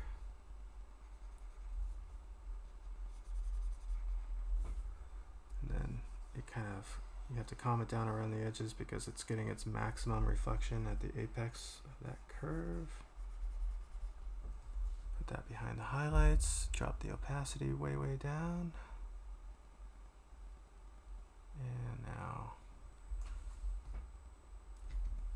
brighten those up a little. Looks like I painted something in there I wasn't supposed to.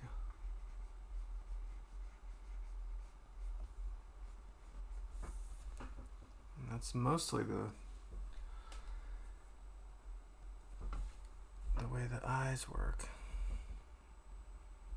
See how that reflection does so much. I'm gonna see if I can get it to look a little bit more blue.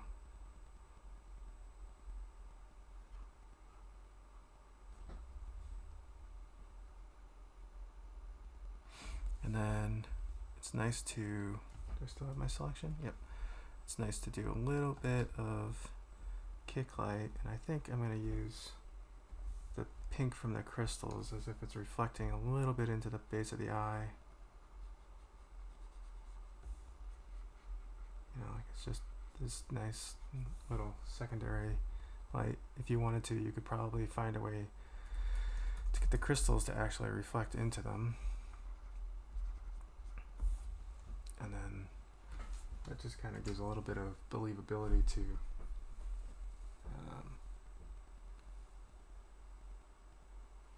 the whole eye illusion.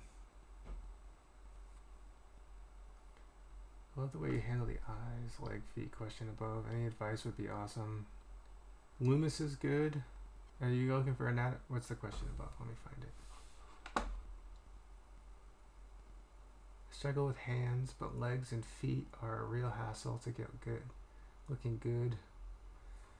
I really liked the Bridgman books, but they're really confusing. I grew up looking at a lot of muscle magazines. There's a book called Anatomy for the Artist. That's a good one. That'll help you. And then there's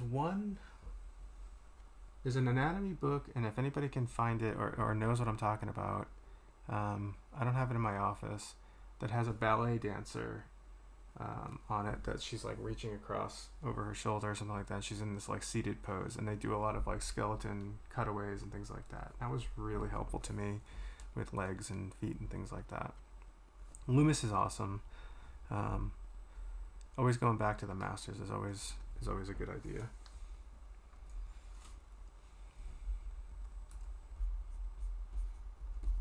Let's get this pearl going here. So I'm just gonna stipple this up because it's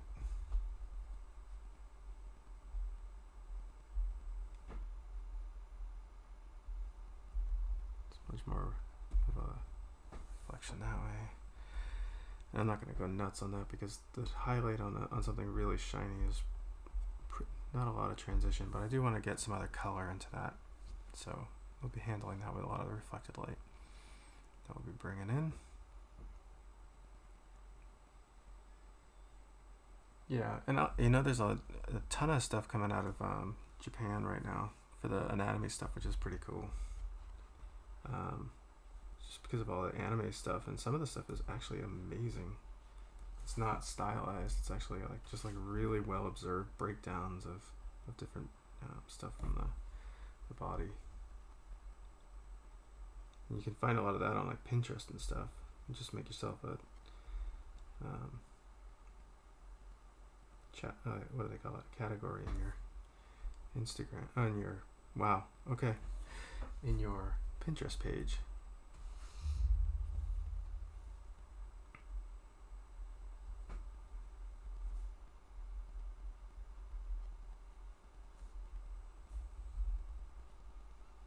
Okay, I'm just kind of doing the same thing I did before.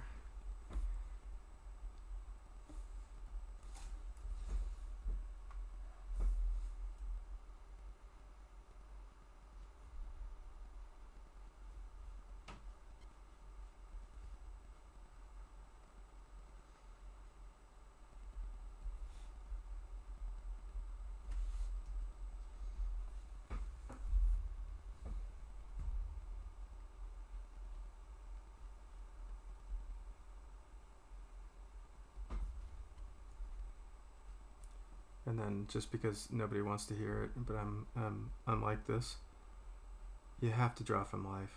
And I know that's an impossible thing to do right now, but you have to draw from life. You have to go and draw from life. The books are amazing, but things just don't gel. They just don't make sense unless you actually go and actually do it. I cannot tell you how much I want everyone to just do life drawing as much as possible. It's not easy.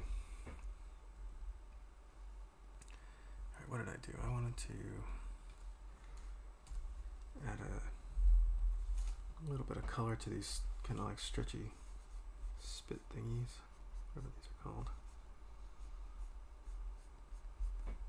My throat's making some weird noise.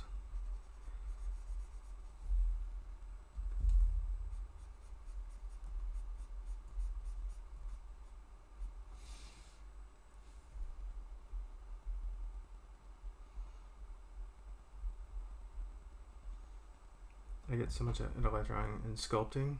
If you guys can sculpt a leg, spend some time with some Sculpey or whatever clay you guys were talking about. Sketches about chickens.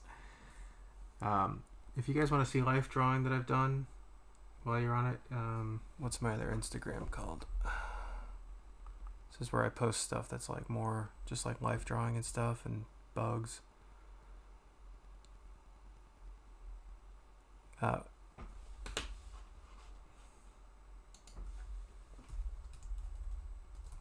pasting.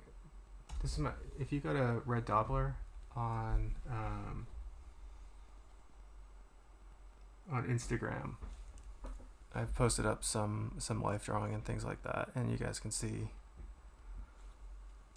you know, like just like how important, you know, drawing animals and drawing people and things like that, and really getting your head around like how things work. If you want to be a character designer, you want to design robots and monsters, it doesn't seem like that you have to do that stuff because those things don't match up, but I think deep down everyone knows you do have to do that stuff. You have to train on the traditional stuff to figure out how those forms are going to work.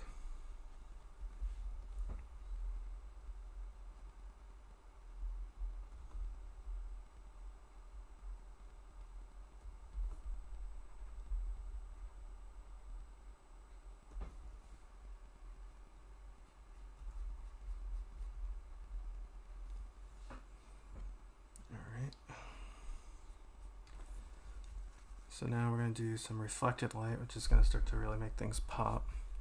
So we use the same color that we used on the crystals, that kind of like green. Let's just steal that straight up.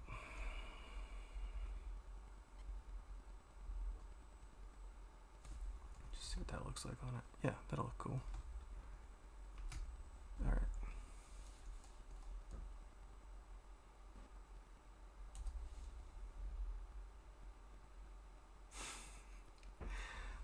That's okay.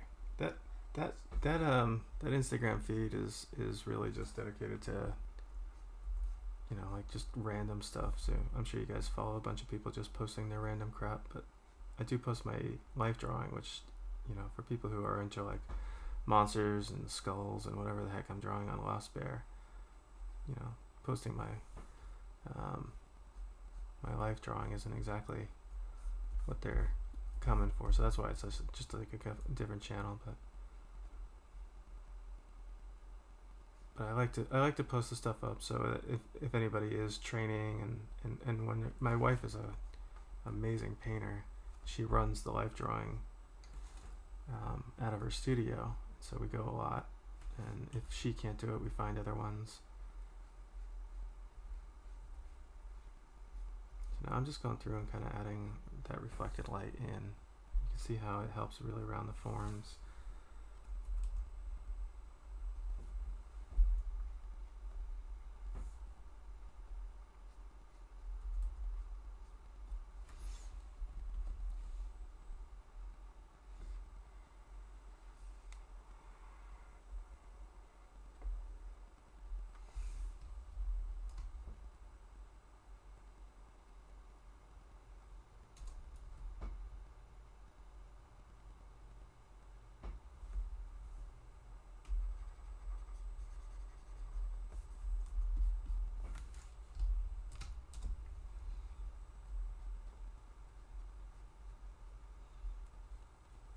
I've had dogs all my life, and we're getting a new one hopefully this winter. Lost all of our dogs. We have one dog now, and we have a cat, and they are so good to draw. The one we have now is an old guy. Doesn't have a ton of really. He's a little funny looking. We inherited him, but I normally have Great Danes, and they are amazing to draw. Just so much fun. And so I do a lot of that, and that just makes me so happy.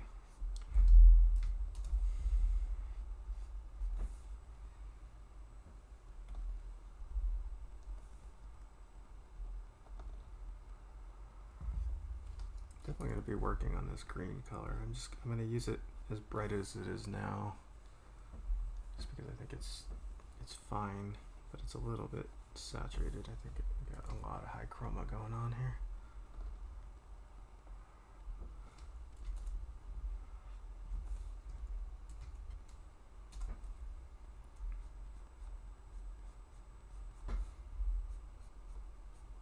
is easier to see what the reflected light is doing.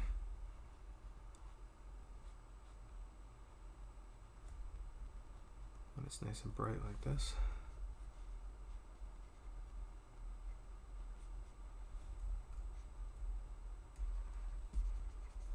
Yeah, it's like green, pretty intense. Just a little bit on this side. And the scales are nice and shiny, so they, even though like this would be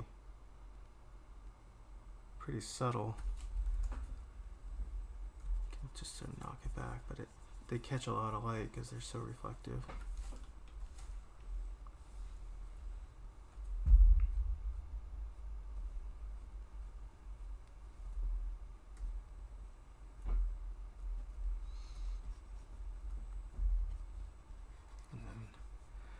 Alright, so let's tweak the color a little bit.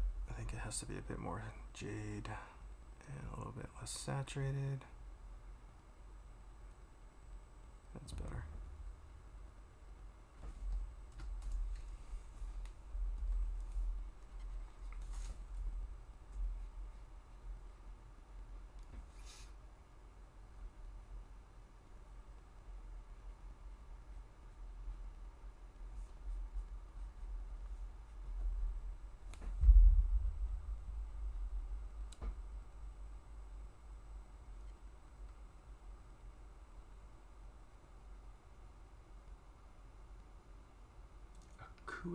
What is that? A Kuuk hound. Cougar hound. Is that what I'm saying? Am I saying it right? Cougar hound? I only know how to say. I don't know how to think I know how to say anything in Dutch. I know a couple words in Swedish, which that's not even close.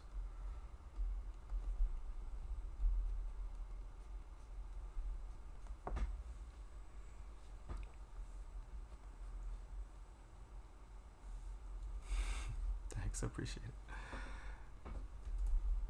I like doing cute ugly, that's kind of my thing.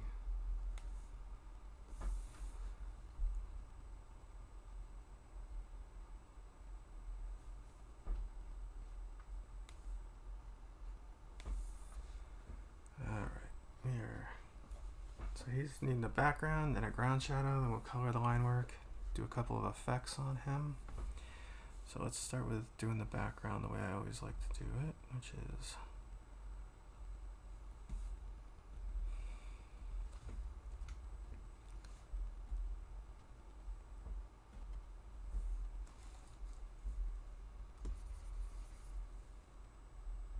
let's start off kind of harsh. I'm just doing smoky background, studio lighting, smoky background.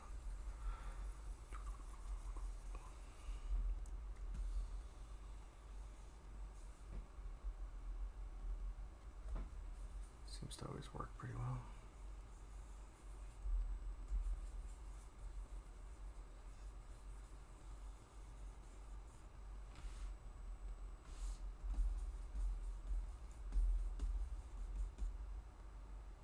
Oh, that sounds awesome. Man, I would love to have a hound dog, but I just don't have the yard for it. Some sort of hunting dogs are amazing. They're just so intelligent, which can be a bad thing. Alright, so we're gonna make the background color similar to this reflected color. You want it more saturated? No, definitely not. Yeah, that'll work. Okay, now we'll do a drop shadow. Use similar color but less and a little darker. So keeping in that same value, same hue, but different value and different saturation. And then remembering that forms that are close to the wrong brush. Forms that are close to the shadow are going to have tight edges, and then as the shadow moves away from the light and from the form, then it starts to blur out a little. So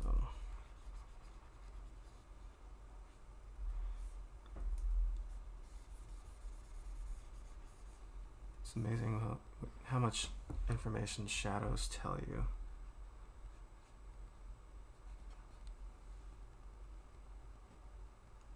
Oh, we almost got a Vizsla.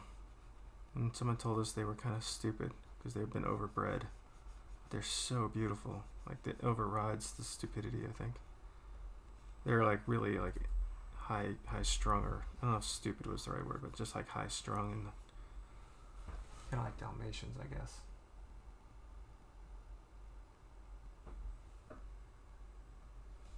Yeah, I think I can picture what you're talking about. Let's make sure I get the tail, foot. I just fell in love with Danes, and I'm still in love with Danes. They, and I think, what is it like? You just kind of like have your breed at some point, like the ones that you just really like. And, our last one was 200 pounds. It was amazing. It's like having a bear living with you. We rescued him. He was just so sweet.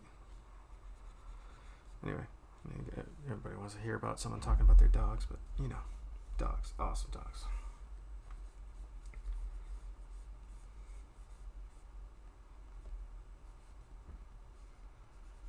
But yeah, we're getting another Dane. I'm just gonna sneak that in there.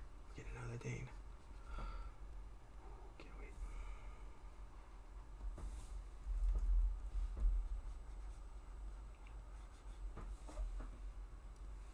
Alright, so there's my drop shadow.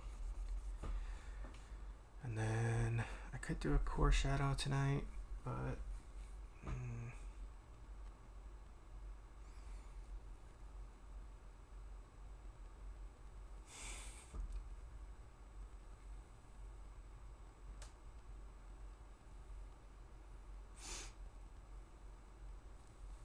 yeah, that's what I thought, Jake. Yeah, they're tough.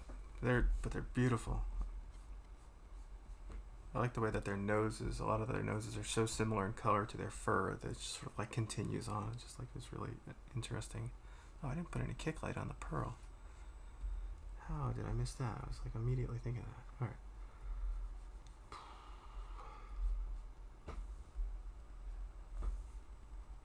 It's not going to look reflective if I didn't put that on.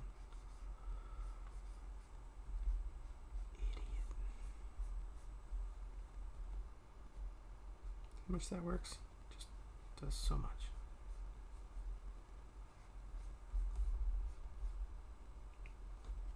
I'm cheating. I'm just going to use the reflected light to do a little reflection in there as well. The pearl could definitely have a reflection like the eyes of the scenery around it, but I don't know if you'd actually pick it up, so maybe we'll just ignore it for tonight.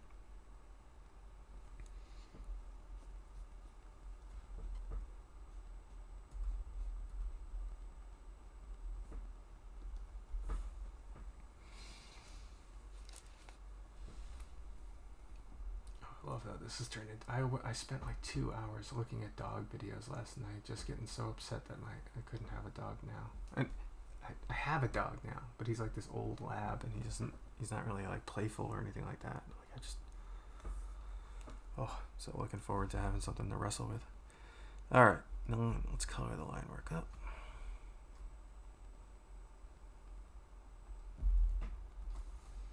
So as I'm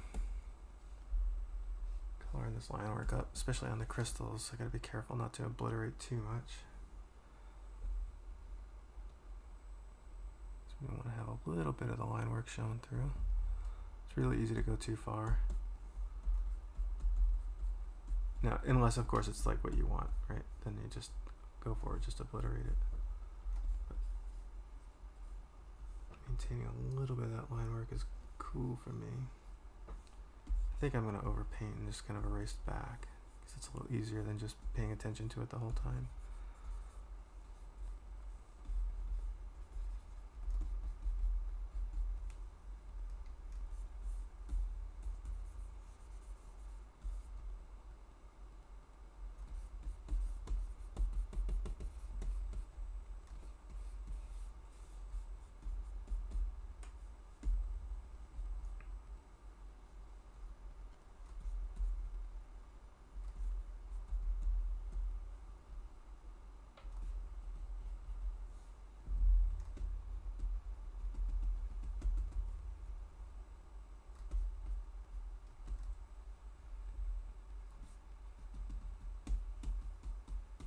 Definitely going too far, but it's easier to just knock it back a little.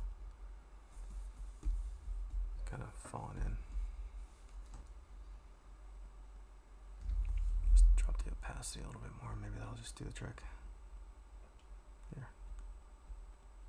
Yeah, that's enough. Okay, so last steps. We'll do some glows.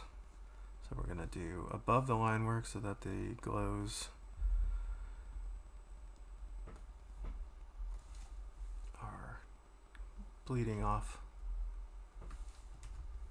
It's pretty intense. I'm gonna start a little lower opacity.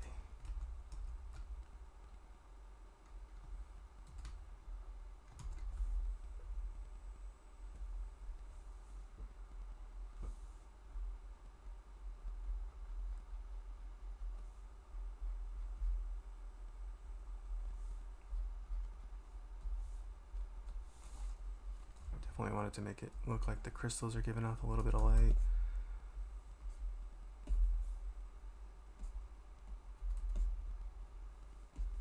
And some particles moving through the air.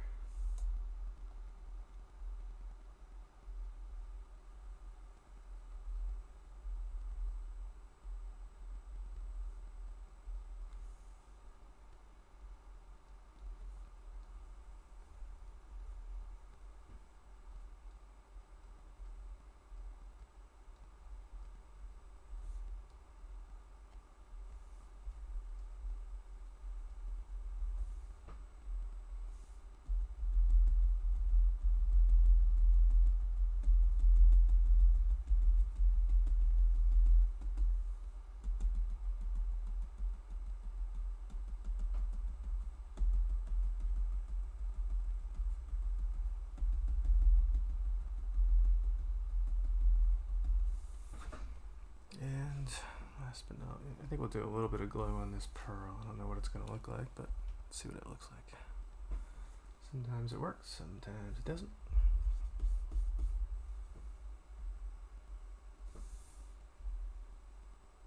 I use add. I use the linear dodge add layer for this stuff. Sort of my go-to. But the color dodge works as well.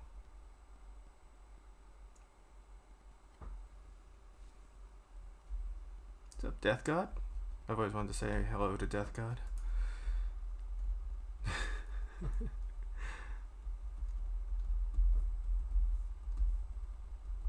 Alright. Lots of particles. Particles in the eyes. What else do we need? Oh yeah, well, and then let's brighten this up a little bit in its core. So it looks like there's a little energy going on inside those.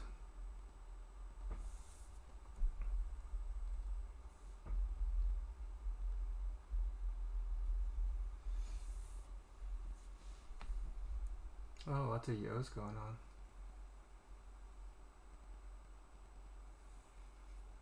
Let's see.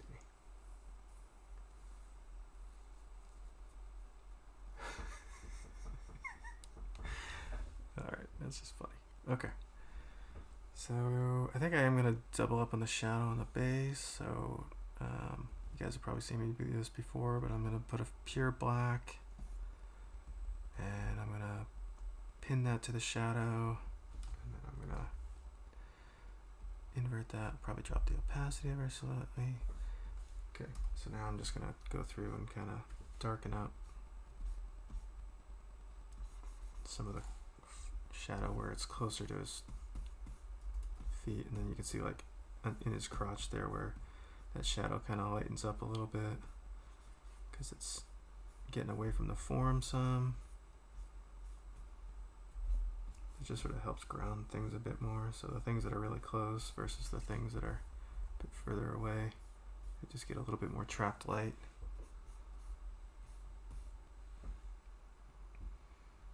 And the tail is here. Let's be a bit more specific about this tail. So like get some of the scales into the shape of that tail there.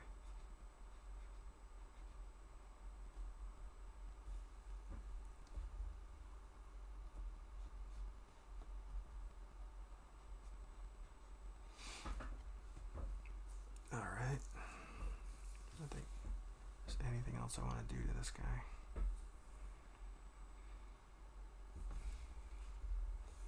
I think that's it. So,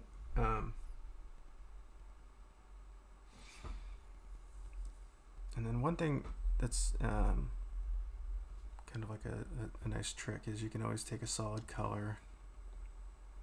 Doesn't matter what color it is. You start kind of closer to the middle of your gray range and just a little bit of saturation, and you can set that to overlay, and you can see how it immediately changes the mood of everything. So this is something where it kind of unifies things. I think a lot of people have probably tried this before, but you can use this as a unifying trick, and you can change this color and get a lot of different vibes out of it. And the less saturated you go, the less it's going to affect it, the more saturated you go. But, you know, I tend to stick probably about like a 20% color, very, very close to the middle gray. And then I think we'll go with kind of like this purpley red. You can just see it does this little bit of unification at the end that I really like. And that's one way to kind of like get a little bit of a more cohesive color palette. You could think of it as like the ambient color that's going on in Worlds, and you can go super extreme with it. So you could go nuts if you wanted your piece to be like really high chroma or something like that, but I don't think that's what we want for this piece. So, yep, before and after, and done. Save. All right, guys. That was 11 to 1, 11 to 12, 12 to 1, almost a little over 2 hours of painting. It's not too bad. I think it took about half an hour to draw. So all through and through, 3 hours to do a piece. If you just kind of like work in this method, you can see how like modular it is. It really helps kind of like keep your brain clean. You're not overthinking everything. But yeah.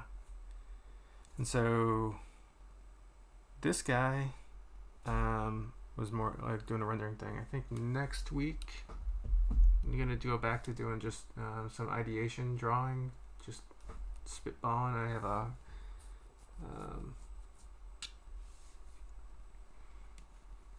I have some like more reference photos that we can choose from to kind of, you know, do some mechs and things like that based on different photo reference, you know, just kind of treat, just like we did in the last week where we just kind of like come up with different ideas based on reference, but not treating it the way of just like plug and play, like using actual parts of the reference. I think Death God, no, I do the live stream once a week on Monday nights, so it's definitely, I usually post them on Friday nights, but I've been really kind of lazy about it, so I think I posted this one for today, but I show up at 11 o'clock Eastern time on Monday nights and draw for as long as I can handle it. Thanks, Justin. Thanks, Steven. Thank you, Graph Kids. Justin, Magdalena, you want this on Gumroad? Give me a couple of thumbs up if you want it on Gumroad. I'll break it. I'll clean it up and upload it. Okay, that's 2 for Gumroad. 3 Gumroads. Okay, all right. As soon as I'm done recording this thing, or posting this thing, I'll put the PSD file together and it'll be up. It actually doesn't take me very long to do, so it'll probably be about 45 minutes, an hour. Cool. All right, guys. Well, if you have any questions, hit me up with them now.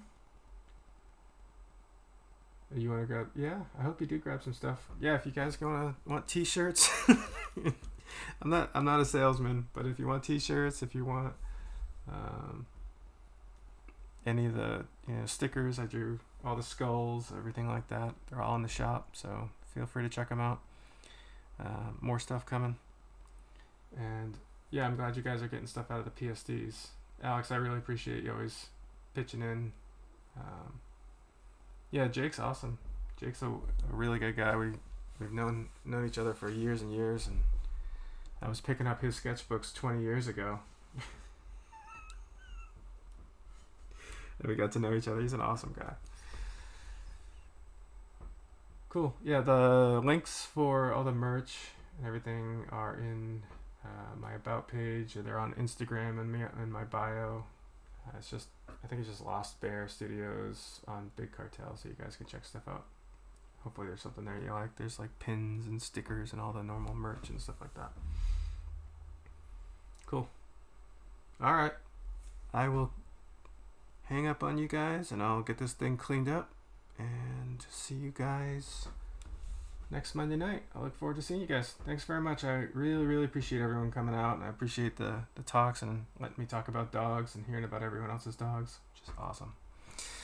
Maybe we'll talk more about dogs next week. I don't know if you've noticed from my Instagram feed that I've been drawing a lot of dogs lately. There's clearly something missing from my life. So anyway, awesome. Good night, guys.